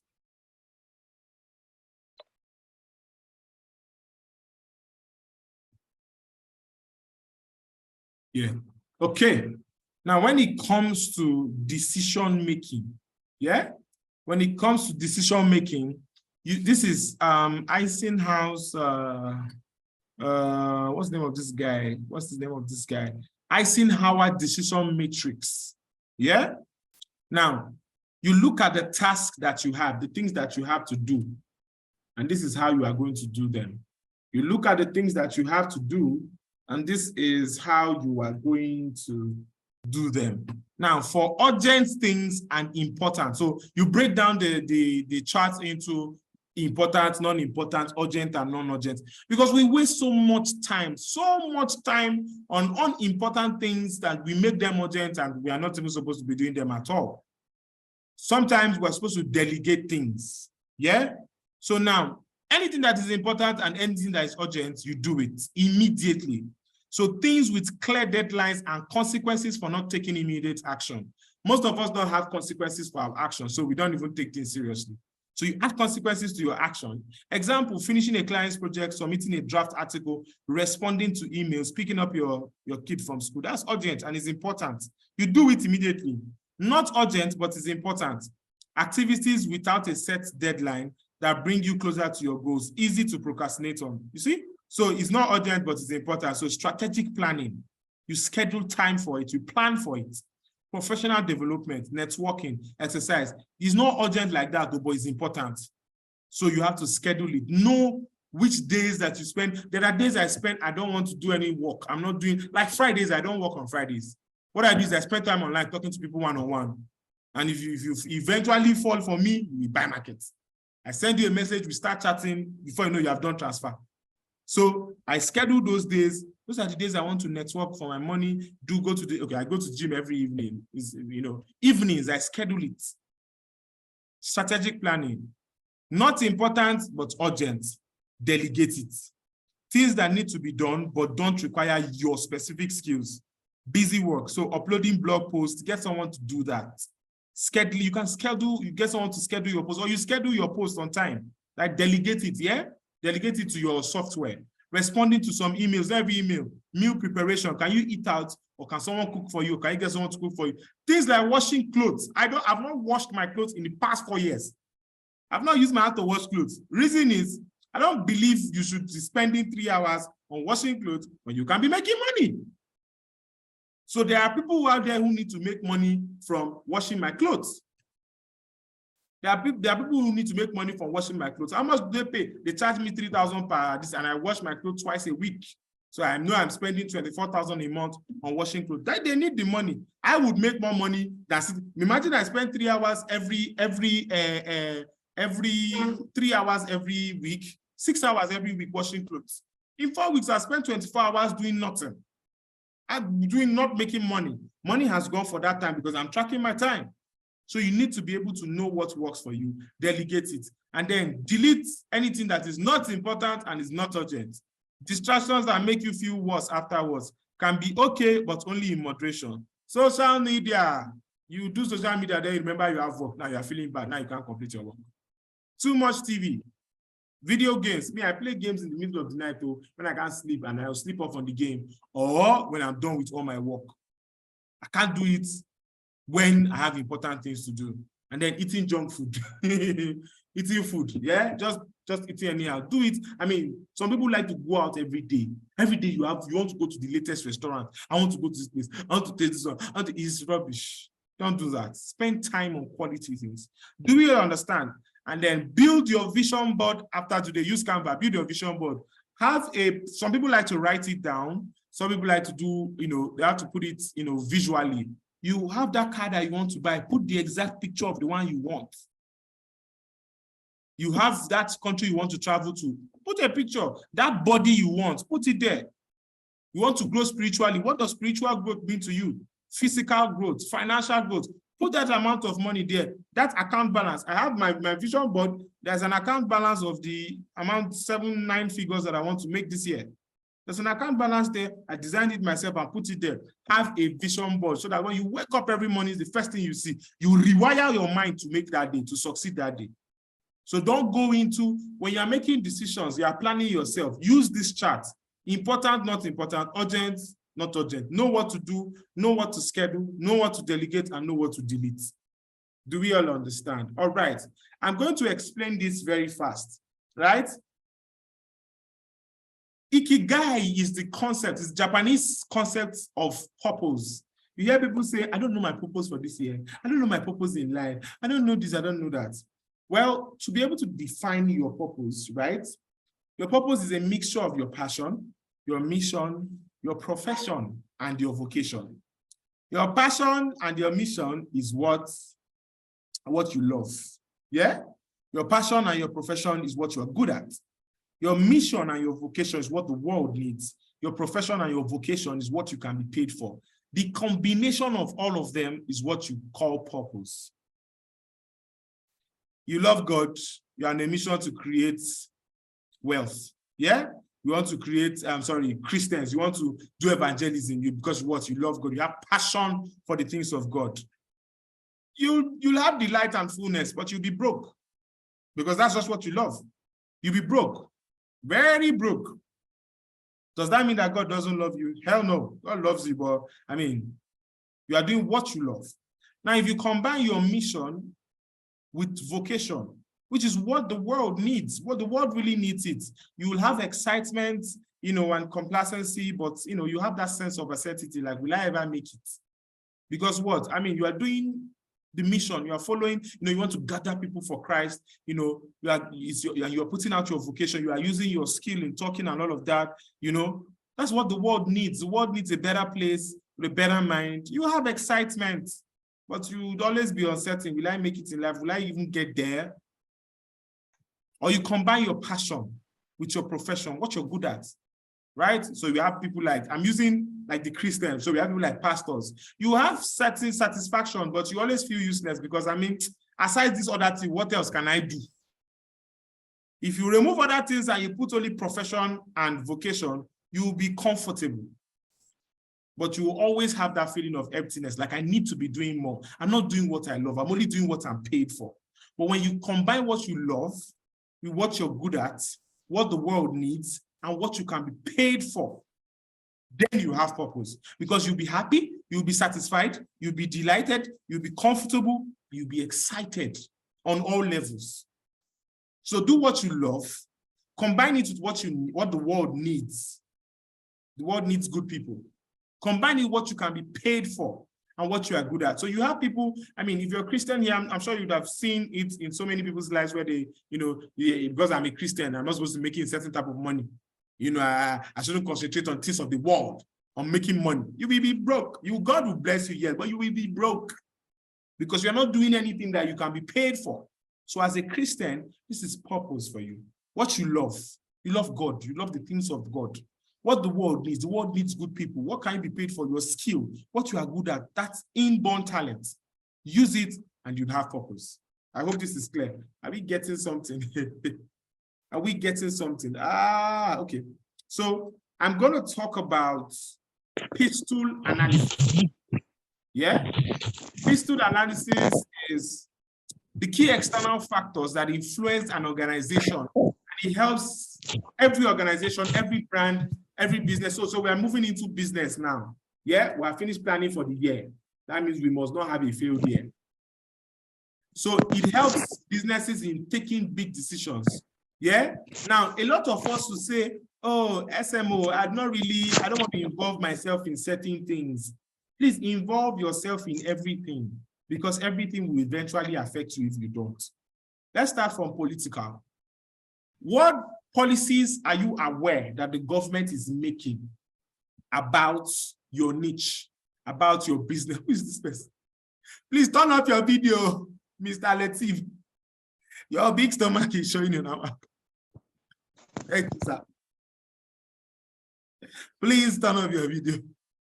Okay, so you have to be aware of the policies that the government is making because one policy can change your entire business and crash it to zero.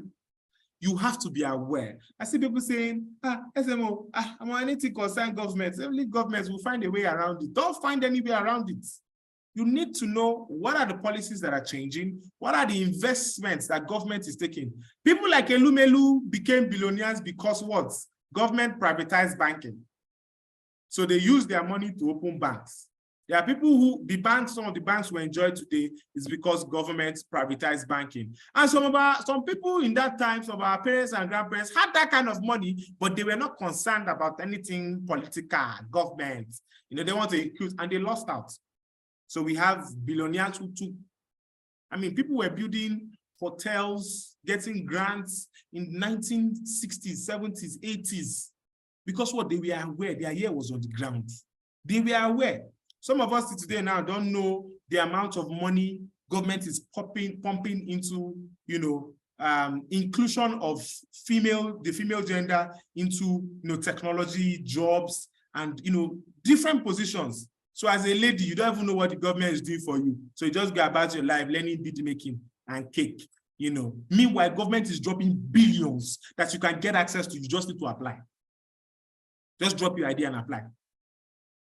So do an analysis of what your skill is and ask yourself, what policies or your business, what policies is government making for creators or for designers or for salespeople or for real estate? What are the policies? How will it affect me? What can I do? How can I take advantage of these policies, of what government is doing here, whether good or bad? How will I be able to do this? Government came and said they were going to be charging us on social media. We thought it was a joke. So we started paying 7% on Facebook ads. Some of us didn't take it serious. We didn't plan. We didn't do our marketing for it. We didn't do anything about it. And when it came, it hit us hard. We didn't do business for like 3 months Because what we're trying to adjust. Those who got ready, they've moved. Political activities will affect you whether you like it or not. The next thing is economic activities. Now look at economic factors. Look at Nigeria as a whole. How many of you know 2023 budgets this year? Some people don't know that there is budget for 2023. Nigeria we have 20, let me check the 20 trillion. That's our budget for 2023. 20 trillion. And inside that 20 trillion, we are borrowing 11.7 and we are generating 8 point something. So if we're actually splitting that money into everybody, the money that was budgeted for you this year is like 35,000. Every Nigerian, like 35,000. That's what government wants you to spend in 2023. You can't spend above this. So if you don't know these things, how will you live above the government? How do you create solutions that will bring you more money? Because this year, some people will become billionaires. Some people will hit millions. Some people go to ground zero. Some people lose everything because what? They either didn't plan or they don't even know what's going on. The economy will affect you if you have no idea what is going on in the economy. Don't say I'm too young, so nothing concerns me with 2023 budgets. It will affect you. Inflation will affect you. Are you aware of the prices of your raw materials in the market? Are you aware? Do you know why real estate, if you're in the real estate business, do you know why it's increasing every day? Do you know why oil is increasing every day? The cost of groundnut oil, cost of fresh oil, do you know why it's increasing every day? Do you know the economic changes that are happening, the partnerships that are happening? Do you know why money is going up and down? Dollar is going up. Some people, they don't even know what's, hey, dollar has gone up. Hey, Jesus, hey, dollar has gone down. Hey, man, Nigeria, this country, you don't even know why. You don't know the things affecting it. You don't know if your country has money or not. You don't know how to plan because you are shying out of all these ideas, all these factors because what? You feel maybe I'm too young or maybe it does not concern you, it will affect you. Some of us didn't plan for anything. So when inflation came in middle of the way, fuel prices went up, cost of flour, cost of baking, everything went up. We were shocked. We stopped eating bread in the house. If you are planned for it, you will make more money to be able to afford those things and ride the tide. I put on Gen in my house when fuel was 500 per liter. Because what? I'm increasing my finances to meet the inflation because I can't do anything about the inflation. The best I can do is to increase my finances. If not, I will suffer. My business will suffer. My workers will suffer. Company will close. So you need to plan. Economic factors will affect your business. I don't care what you are doing, whether you are a creator, digital marketer, designer. If businesses don't have money to run businesses, they cannot hire you for your skill. So you have to ask yourself, how do I locate businesses who are aware of what is going on in the economy? How do I help them get more money to their business such that they can pay me? That is how I think. So I know that in the health industry, for instance, now, the health industry is facing a lot of economic issues when it comes to cost of production, pricing, and all of that. So, okay, now they want to be able to sell their product at a certain amount of price. What can I do? I'm a marketer. I want to be able to get the kind of clients that can help pay for this product. So I will have to help them generate clients for them to pay me. Because what? I'm aware of the economic issues. Because if those things I'm not aware, when I go there and I charge them, I can't charge them 1 million. They don't have the money. But I can charge 500,000. But if you're not aware, I mean, you'll be charging unbelievable prices and be wondering why nobody's answering you. The person is like, this guy is not looking at the economic chart. This guy does not know that things have changed. There's inflation in land. Because what? You are not aware. Economic factors will affect you. Social factors will affect you.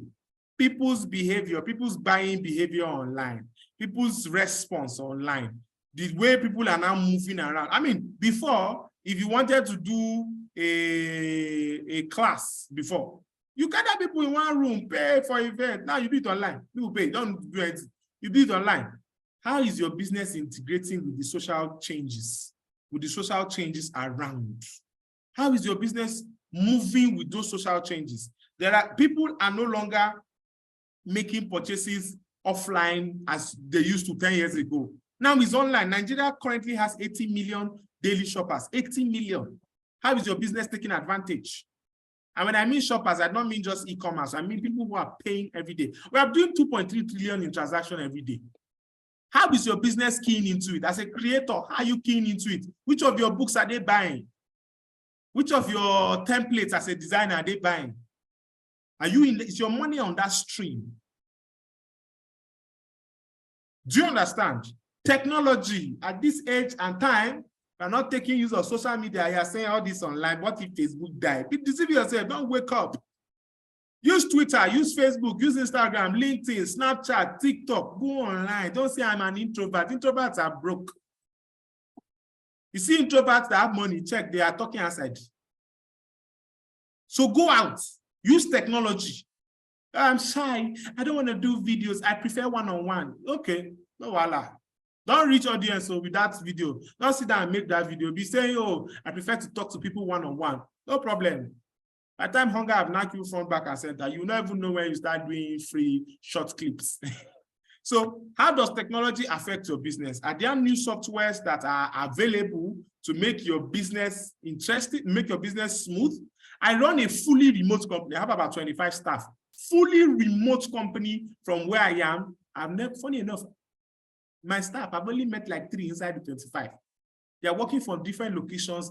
Their day is being tracked. Activities are being tracked. There are softwares that help me track whether who is working and who is not working. There are softwares that help me, know exactly the results, where we are not, keep us in communication. I don't want us to be chatting on WhatsApp. There are softwares that we can chat and we'll see our old messages. It's not Telegram, right? I can share them into groups. We can share files. We can have calls. Softwares, we can track our sales. That will help us get to more people. Are you using technology for your business? We are still writing. I made 2,000 today. You wrote it down. 2,000. Okay, 2,000. I spent 1,578. 2,000 minus 1,000. We are still behaving like one old person. Instead of you to learn how to use Excel sheets, Monday.com to be able to track your sales. Use Zapier. I mean, plenty CRM softwares to help you track your sales, your leads. Are you still, Jesus, I set alarm. Jesus, I set alarm to call this client, but it's rubbish. You're wasting your time. You should, your sales should be set properly. Dates, times, reminders. There are softwares that are able to help you do these things such that you would never miss one client. You would never miss a single client. Are you using technology for your business? Are you aware of technological changes? I go to some places to eat and they're still telling me to pay cash. I'm like, you guys are going to suffer with these new policies that are coming because you're not aware. We're going cashless. Nigeria is going cashless in the next 3 years and it's with force. By the time we do that, plenty people will not be moving around with currency. It will be wire transfer. And if your business cannot take wire transfer, you are gone. You are finished. For those of you who run online, like if you sell kuli, wire. Man, I saw something yesterday. Somebody did 1 billion for selling kuli. I saw the sales record. I said, my God, this person has structure. What are your plans? What are you using technology for? Abi, you are just pressing phone. What are you using technology for? Or you are just pressing phone? You don't learn anything about Google Ads. Not anything about blogging. I'm sure when Linda Ikeji started Linda Ikeji blog 20-something years ago, everybody was laughing. She's a billionaire today. What are you using technology for? To change your business, to change ways how your business, relates and gets results. Very important. And then we have environmental factors. Some of you want to be selling wood in heat season. You will later sell that wood. That sweater, you will later sell it. Because what? They wrote Gucci Mane on it. Because they wrote Gucci on it, you feel that I'm going to, you do not see the weather. You don't see that the weather is hot, it's heat everywhere, there's heat everywhere, everywhere is hot. You are trying to sell sweater to me.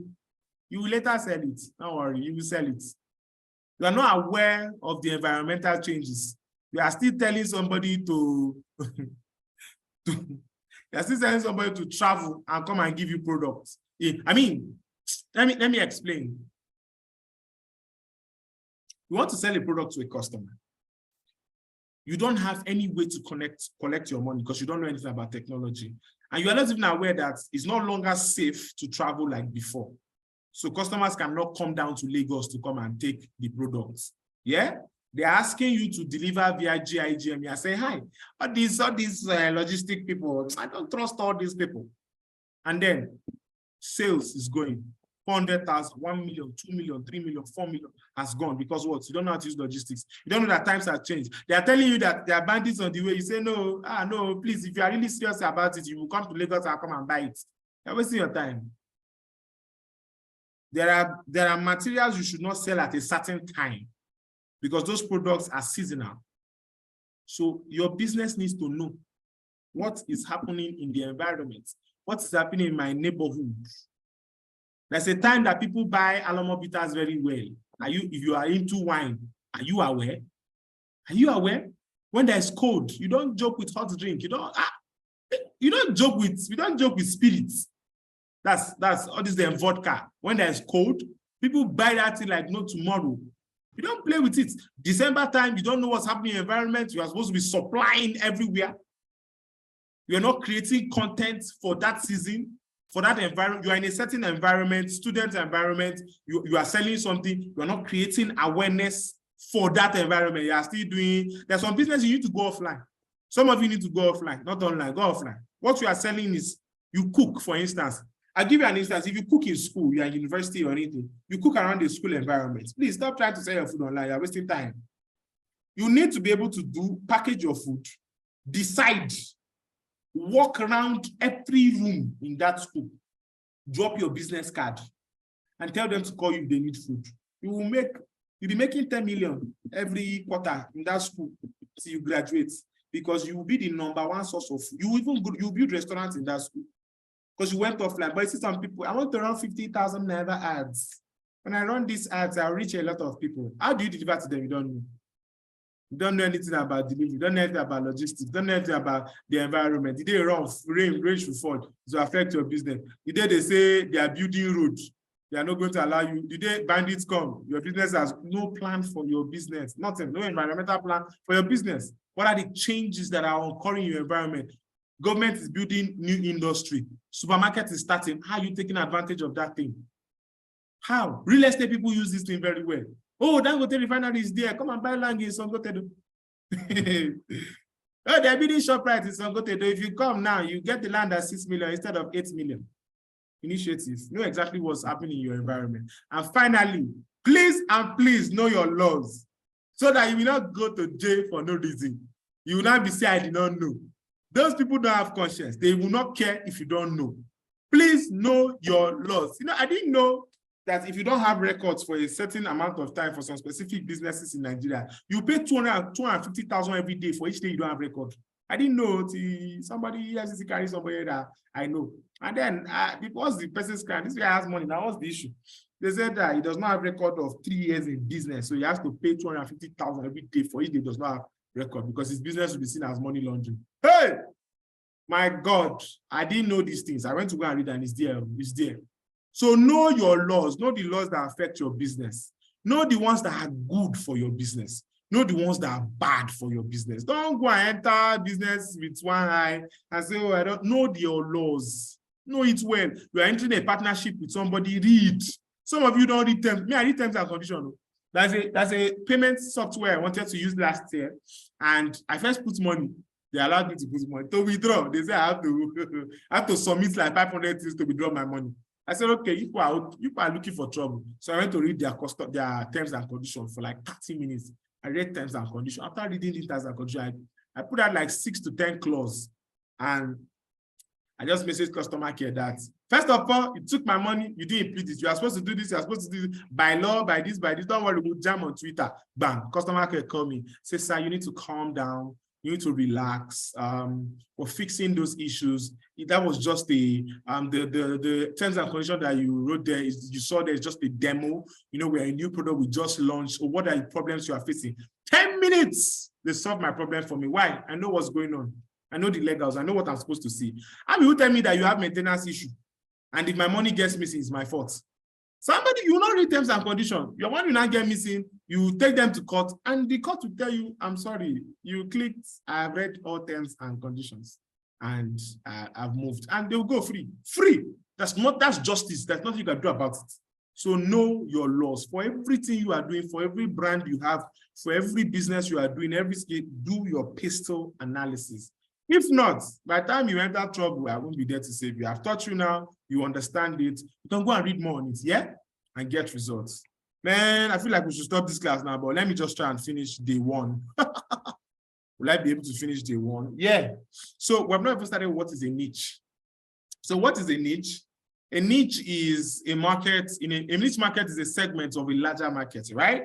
That can be defined with its own unique needs, preferences, or identity that makes it different from the large market. In essence, what I'm saying is, if you sell yam, we will sell chips. If the whole market is selling yam, we've niched down to selling chicken and chips. Yeah? So we sell chips. So our own niche is chips. So any market that you break out from, you select and you break out from is called a niche. Whatever thing, whatever skill, okay, they say they are designers, but I choose to be a product designer. I choose to be a graphics designer. I choose to be a brand identity designer. I choose to be a motion designer. That is niching. A segment out of a big market. Yeah? Now, in choosing a niche, there are 4 things you need to look at. Number 1, your passion or interest. Please, you need to know if you have passion or interest for something. Interest. I don't like to use the word passion because some of you get carried away. It's my passion. My passion has always to bake cake. If it's not going to solve any problem for anybody, you will eat sand. You'll be hungry for a very long time, right? So you need to be able to have interest. Interest is enough. Leave passion alone. When you make money, come back for passion, right? Interest is enough. Have interest in what you are doing because in the days where you'll be tired, you need interest to work with discipline so that you can do the things that you want to do. Next is your market needs. What does the market need from you? What is the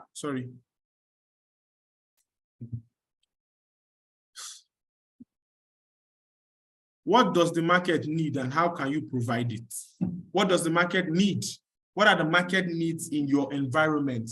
What are people shouting? I wish this thing was there. I wish this thing was there. I wish this thing was there. I built a platform for many reasons, but one of the reasons is I've noticed when I ask people to pay for courses, they tell me it's too expensive.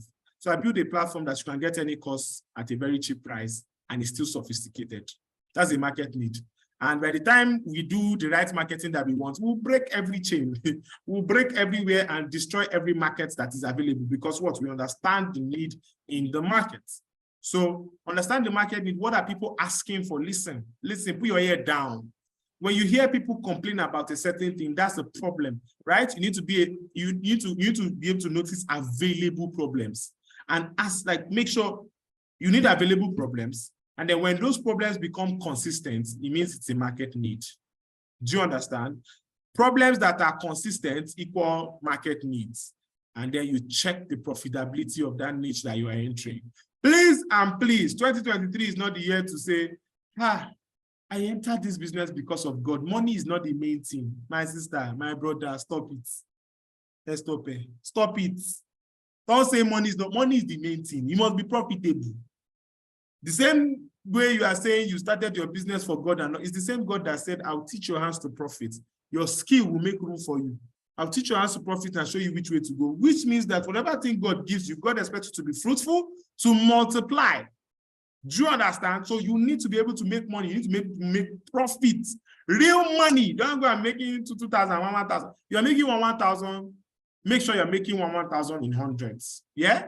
So don't go and be doing all those business where if you check your profit is 80 naira. Stop it in 2023. Right? Profitability is very important. This will help you when you are choosing a niche, consider all these things and you choose the right niche. Top niches you can go into: personal finance, health and fitness, food and drinks, education, travel, technology, dating and relationship, fashion, arts, music. You can go into any of these niches and you'll be profitable. Yeah. Now we have market types. When you are entering into a new market, you have to look at there are different types of markets. Yeah. We have mass markets, we have broad markets, and we have niche markets. Mass market is a very large market filled with a lot of people in it. But the way you do in that market is that for people to be able to buy your product, you have to reduce your price. So your price will be small, you reach a larger market, you still make money. So if you have a product of 2,000 naira and the market, people are really interested in this thing, I sell it for 2,000. If 6,000 people buy your product, that's 12 million. I was on Uno's Nigeria branch here. She put out a course on January 3 or so that she was going to teach, and she charged 1K for it. The next day, 6,000 people had paid. That's 6 million. So she started this year with 6 million cash.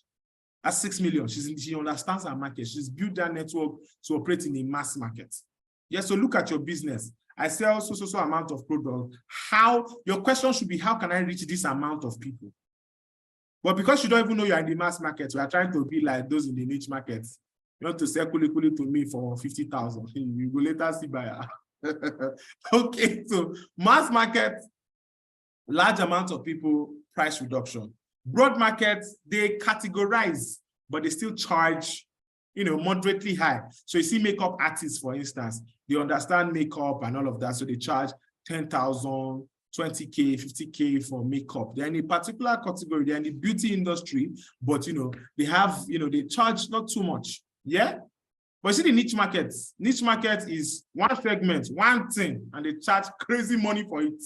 Right? Just for example, let's use makeup for instance again. A makeup artist that does makeup for dark-skinned people, she'll charge 200,000 clean. Why? The dark-skinned people, first of all, they want to feel like they have one special makeup artist. So she's making money from making them feel that way. Number two, they want to be able to talk about it very well. Number three, they see her as a professional. So they are confident when she's charging 200K, 1 million for makeup. Why? She does for only dark-skinned people. Such that even the light-skinned people, when they call and they say, hello, madam, want to do makeup? She say, oh, sorry, I only do for dark-skinned people. Like dark-skinned care. Only dark-skinned. Nothing will not go see. She will tell her friend that is dark-skinned. And my sister, I saw somewhere that they're doing makeup for your color. You will not go there and go and do your makeup. Maybe I say the ladies have what they do. You have sold. So it's always wise to find a market that you have strength in and niche down. Take your price up, niche down. Do we all understand? So from what I've explained, what market are you in? Write it. What market are you in? Mass market, broad market, niche market. What market are you? If you're an influencer, you're a creator, you're in the mass market. You're in the mass market. Don't bother coming to the niche market. You have large amount of people. Reduce your price and sell to them. Money will be flowing like rice. So what you guys type in the chat box, what market are you in? Niche market, okay? Niche market. Brand elite, you do logos. You're not yet in the niche market. You still do logos and designs for particular markets. You're in the broad market. You don't do for a specific niche. You don't do, for example, if I was in the niche market in product brand design, I only do design for real estate. I can't do any other thing. And I'll charge like 10 million for logo, 5 million, 2 million for logo. You are in the broad market. Okay, mass market, oh, wine market, but you are in the mass market. Oh, wine, you are in the broad market because the people you are selling to, their second level. They are not in the whole market, they are second level. Then they will sell to the mass market. So you are in the broad. Okay. Right, so next thing we're going to talk about is what I call market category. This is how you find Kuli and fish farm, mass market, mass. The whole world is eating Kuli and fish. Social media management, broad market. Broad. And content creation, broad market. Okay, so fashion, what type of fashion? If you do ready to wear or which you are in the broad, if you sew for specific type of people, then you are in the niche market. But you say, well, I do ready to wear for male, female, you are still in the broad market. If you are not a tailor, you are in the mass market. Cleaning services, for what type of homes? Break it down if you want to niche down. For what type of homes? Is it for everybody? Everybody mass. Specific people, broad. Post-construction, you are in the broad market. You work in the real estate. Okay. So let's go to market category, yeah? So this is how you find your target market. So each one leads to 3 leads to 1. Let me explain. Potential markets are people who have interest in what you do. They might not necessarily buy, but they have interest in what you do. They're interested in your brand, your services. They really have good interest in what you do, but they might not really buy. These are potential markets. Available markets are people who have money to buy what you do. They have money. They're ready to spend it on what it is that you do, but they would not really do anything about it, right? They have money to spend, but they might not even see your product. Yes. Please mute your microphone. The sales class. Sales class. Learning, no, I won't sell, no, I won't make sell now. I don't market my land. After I don't market my land, if I have people that are buying from me now, clients, I know now. that are interested in Mute your microphone, no. someone that is into this thing, No, market me, just buy this, market me for market. Maybe I can see shop, like if for them. Thank you. Okay, so I said available markets are people who have money to buy your product. The thing with available markets is that they might not have the money. They will have the money to buy your product, but they might not have interest in your product. That's the thing about available market. So you see, somebody say, who are you selling to? Say people that have money. People that have money might not be interested in what you're selling. And there are qualified markets, people who are, it's legal or it's moral for them to buy your product. For example, a guy might not necessarily buy what do you call this thing? The sanitary pad for women. A guy might not necessarily buy it because what? He's not qualified to buy that product. He has money, yes. He can pay for any amount, yes, but he's not qualified. A child might be given 10,000 to buy something, but he's not qualified to buy alcohol.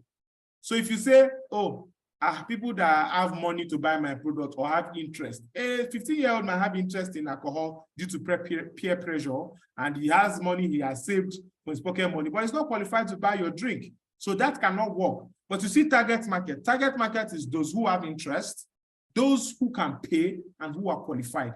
That is target market. So an explanation for all the talk we have about target market is, number one, they must have interest. Number two, they must have money. Number three, they must be qualified. If your client or your prospect does not pass these three things, they are not your target market.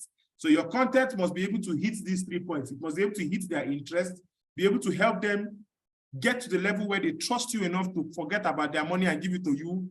And then they must be qualified about that thing. Once you have these three things, you are good to go. You've hit target market and you get the result that you're looking for. Now we have what we call market segmentation. This is where you group your market based on location. So you want to sell something, you want to push out something, but you are looking, there are products that I sell that does not work in Nigeria, but you see Ghanaians, they buy this product like not tomorrow. You know, sales classes, because they have that particular issue somewhere. There's the time I was doing one-on-one coaching for $500.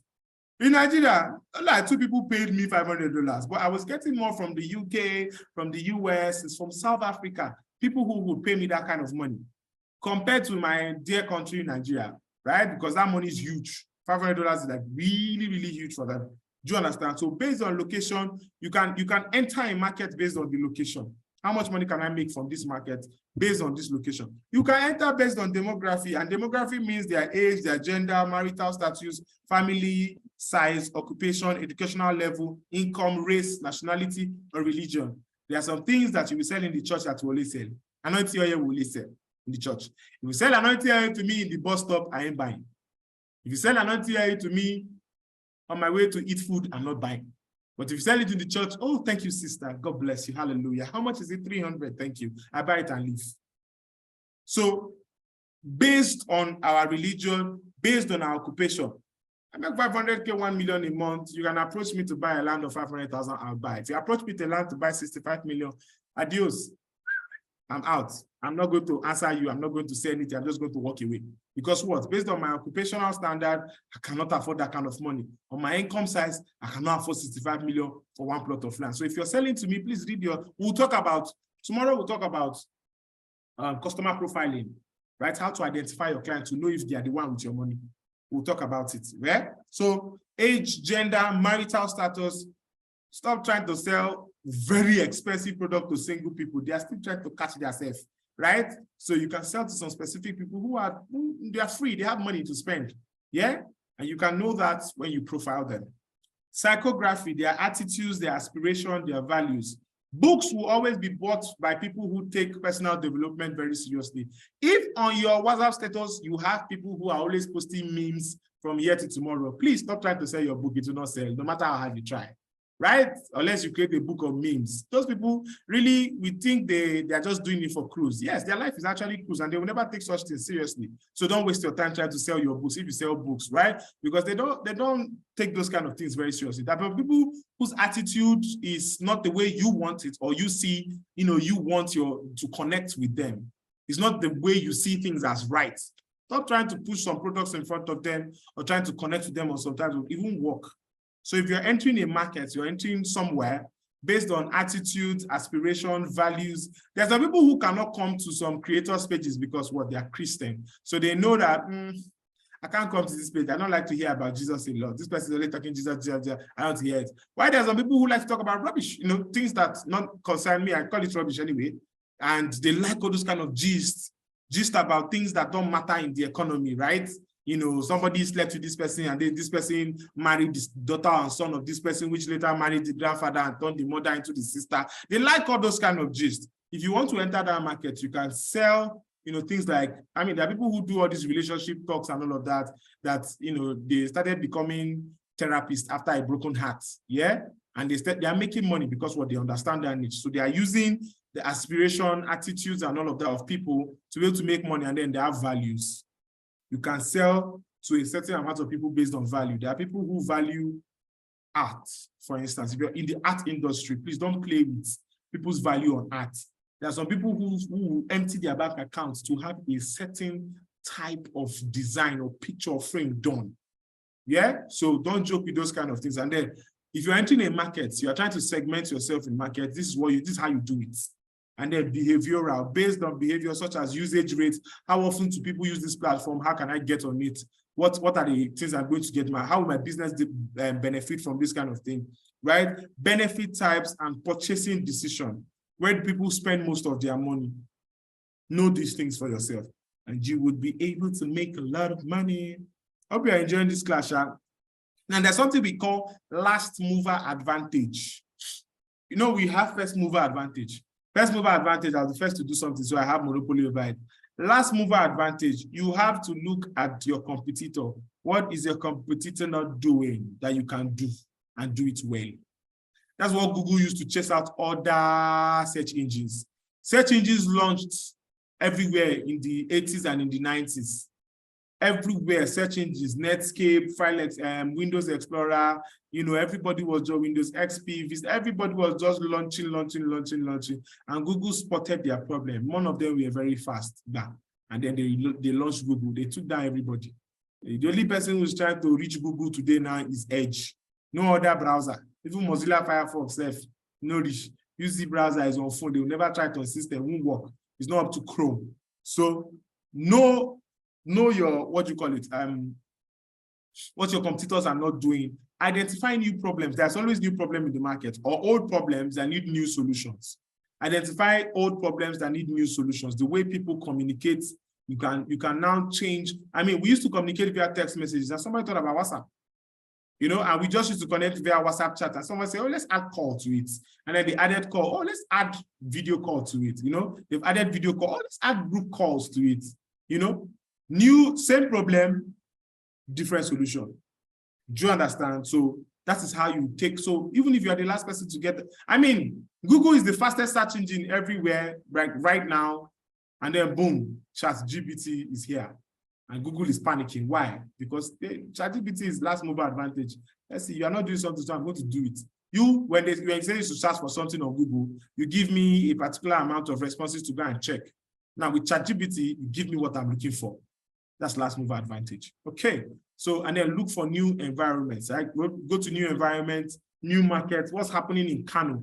What do they need in China that I can do? What do they do in Europe? What do they do in Abeokuta that I can do better?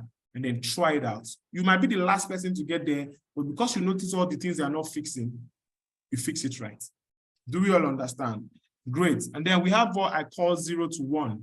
0 to 1 is your ability to move from nothing to something and back to nothing, right? As a business, as a person, be willing to always go back to zero. Now, I don't mean you should completely lose everything, but if you lose everything, please don't be scared.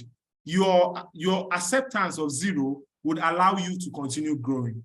Because if you don't, here in Nigeria, we are scared of failing or going back to square one because we think we will never grow, and then we never grow because I know the funny thing, the moment we get scared that we fail, and then we complain that we failed.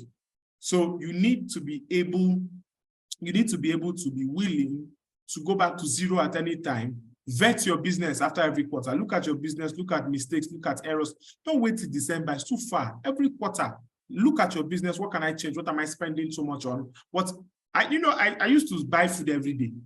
Yeah, I used to buy food every day, and I just decided to check the expenses on food, for 10 days. Boom. I saw 88,000. 88,000. What am I buying? And then I saw that the amount I'm paying for takeaway, I can use it to restock food in my house. And then I just went to the market, used 20K to stock the house with food, and I cook my food. Anyhow I cook it, I eat it. I cannot be spending 88,000 on food that I'm finding it hard to make. That's not wise. So vet your business. Where are you spending money wrongly? So that you don't go back to zero, and you don't be scared to go back to zero. So even when you go back to zero, you know that this is what caused your problem and you can stop it. Feel free to start again and always be willing to attempt new markets. Always be willing to attempt new markets, right? And there are limitations you need to get out of your head today. Let it die today in your head. Number one limitation, that there's no money in Nigeria. As Nigeria processes as high as 5 trillion every day, there's money in Nigeria. I don't have what it takes. You have everything. Look, you always have enough to start. It doesn't have to be in cash, but you have people, you have resources, you have free tools. You always have enough to start. You have information. You always have enough to start. I must have everything sorted out before I sell or make money. That's not true. Get the basic plans in place, implement it, you figure out the rest along the way. Nobody wants to buy from me. That's a lie. If you sell what people want, they'll buy from you. No one can afford me. Big lie. Whether you're cheap or very expensive, somebody's money is either looking to buy from you. Money is hard to make. Another big lie. Money is very easy to make if you plan. Money is easy to make if you plan. Mind, thoughts, words, and actions, fail or win. Your mind is equal to the thoughts that you think. Your mind carries the thoughts that you think, and the words that you say and the actions that you carry. They will determine whether you fail or win. So guard your heart, guard your mind. Money ceiling. Please do away with any money ceiling. I want to ask this question. Everybody, please type in the comment section. What's the amount of money that if you get to, you're always scared to pass it, or you always feel like you can't pass it? Write it down. Anytime you get to that amount of money, it's as if, I will pass this amount like this. Write it down. I want to see the comments. How much is that money? 1 million, 150K. My money ceiling is increasing. Now I'm breaking more ceilings now. I'm not scared again. It used to be 5 million. That's increased now. 200K, 600K, okay, 500K. Praise, what's your money ceiling? No? It's praised here. Oh, she has gone. It's there. 100K. What's your money ceiling? 500. Praise, I'm using my typo. What's your money ceiling? That amount of money, once you get there, like, I've tried. It's like I should stop here. Praise, I'm waiting for you. 500K, okay. 500K, 100K. Okay, all right. So another limitation for your growth is lack of knowledge and capacity. And we know what we spoke about, lack of knowledge and capacity. So you can go back, listen to it. Don't allow it to be a limitation. Follow knowledge. The Bible says, in all thy gettings, get understanding. You are the one who's supposed to go out and get it. Go and get knowledge. Don't be sitting there waiting for information. Say, I don't know. I don't know. Hi, I don't know. I didn't know this thing was. Go and find out. Do you understand? So we're almost there. We're almost there. Okay. So how to dominate your niche. I told you I was going to teach you how to dominate your niche, how to find your niche and dominate it. We learn how to find it now. To dominate it, you have to pay close attention to your competition. Things they are good at and where they are not. Know the things they are good at. Don't fight them there. Those things they are not good at, do it and remove. That's where your power and strength is. Gaps in their service offering. Some, see, Jumia, Amazon is coming to Nigeria, 2023. Jumia will suffer. And why am I saying this? They have gaps in their service offering. Customer care is not trained. Their customer care acts anyhow. Anyhow. I mean, somebody came to deliver household utensils for me, and then I called him. I said, my house is inside the estate. He said, okay, no free come or Ifa. Okay, no free come. That's a customer care person. If you were in the US, if you are living in the forest, Amazon will deliver to you in the woods. And this person cannot come to just a street that you should enter inside and come and drop. That's a defect. And I'm sure Amazon, when they are looking at and studying their competition in Nigeria, they already know that customer service is poor in Nigeria. They're going to capitalize on it. Say DHL is the worstest. Gaps in service offering. When they miss serving the market. So you hear, is it fintech companies in Nigeria, they will hear from me this 2023. Companies that will use BVN to sign up on more than 50 fintech companies in this country, yet none of them are solving our problems. In terms of chargeback, fast transaction, I mean, their transaction fees are high, making business worse for us. It won't work on some apps. It will work on Apple Music today. Tomorrow, it will not work on Paystack. It will not work on Namecheap. It will work on this. They're not solving any problem. I'm going to do a case study middle of this year, and I'd love to share with you guys. Every Akara woman makes at least 6 million every year, but she doesn't know because she does not understand bookkeeping. I went to buy Akara this evening. I started my case study. I went to buy Akara and potatoes this evening. Only me, we spent, that's the Akara that we bought is small, it's 2,000 that we spent to buy it. And the streets, of course, people used to buy Akara. If you see this woman, she had this big bucket of Akara. Now, she doesn't make anything less than 40K from that spot every single day. But because she doesn't understand bookkeeping, she's going to be eating the money. She'll use 20K to restock, put 5K in her job, 10K give to family and everything, 5K give to her husband. And she repeats this thing every day. By the end of the month, the only money she had is 150,000 that she saved at her job and maybe little money that her husband saved. Meanwhile, every 10 days, she makes 400K. Every 30 days, she makes 1.2 million. If she knew understood bookkeeping, there are some transactions she won't do. She will plan her finances such that her children have a certain amount per month. Her husband has a certain amount per month, and she can track her finances. Her restocking will not cost more than 300,000, such that she have 900K every month.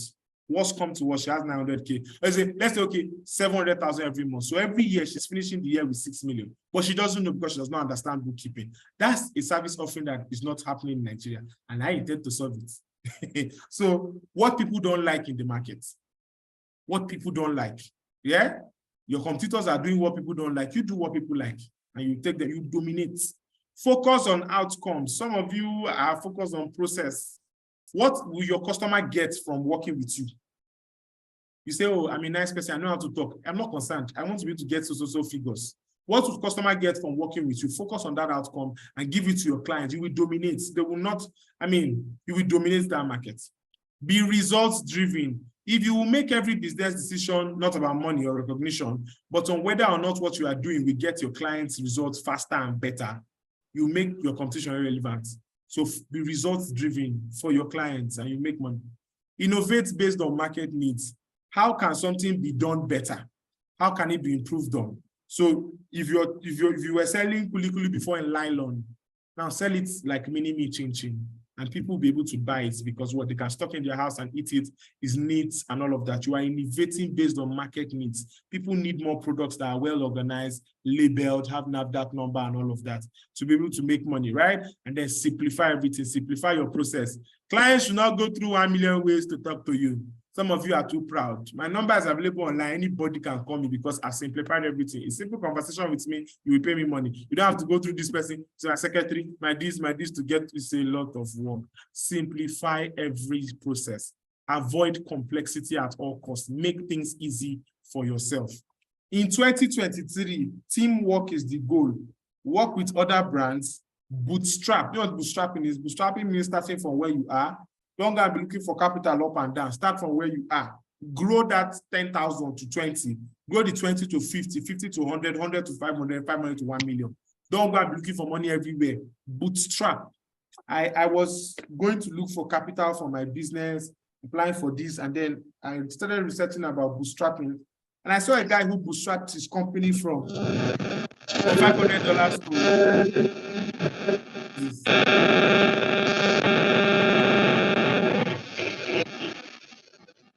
I saw a guy who bootstrapped his company from $500 to $100 million in 7 years. Right? So start from where you are. You would grow. Don't try to rush. If you rush up, you will rush down. Be careful. Don't miss any step. And then, like we said, outsource things. Stop spending time. Let other people eat money too. For example, now, I can charge a client $300,000 for design. Yeah? And I don't want to do the design. I have what I'm doing something else. So what I do is I look for a designer who is as good as me, who doesn't have a job. And I pay him 80K, or I pay him 100K. He does the design. I keep 200, he keeps 100. If that person keeps paying me, I keep making my 300K or 200K from it. But what if, because of the amount of work I have, the person, I'm not able to deliver that job, the person gets angry once and they leave. I've lost 200,000 times. How many months would have worked? So I outsource things. This is 2023, work with people, build a team, right, of loyal people, talk to people, bootstrap and outsource things, and you would be able to get the things that you want. This year is stress-free. You have the plan, you have the strategies now to get your results. Don't miss out on everything we've talked about today. I hope you enjoyed this class. I hope you enjoyed this session. Thank you very much for joining tonight. God bless you guys. So I'm going to be taking questions now, and I'm going to be having chats with you guys. I wasn't expecting it to be this long ago. I made it short. I made this live short, thinking that I would just spend like 1 hour, 30 minutes. But man, Question and answer time. this is power packed. So I'm going to stop the recording now to ask questions. So thank you very much for joining, guys. I really appreciate it. So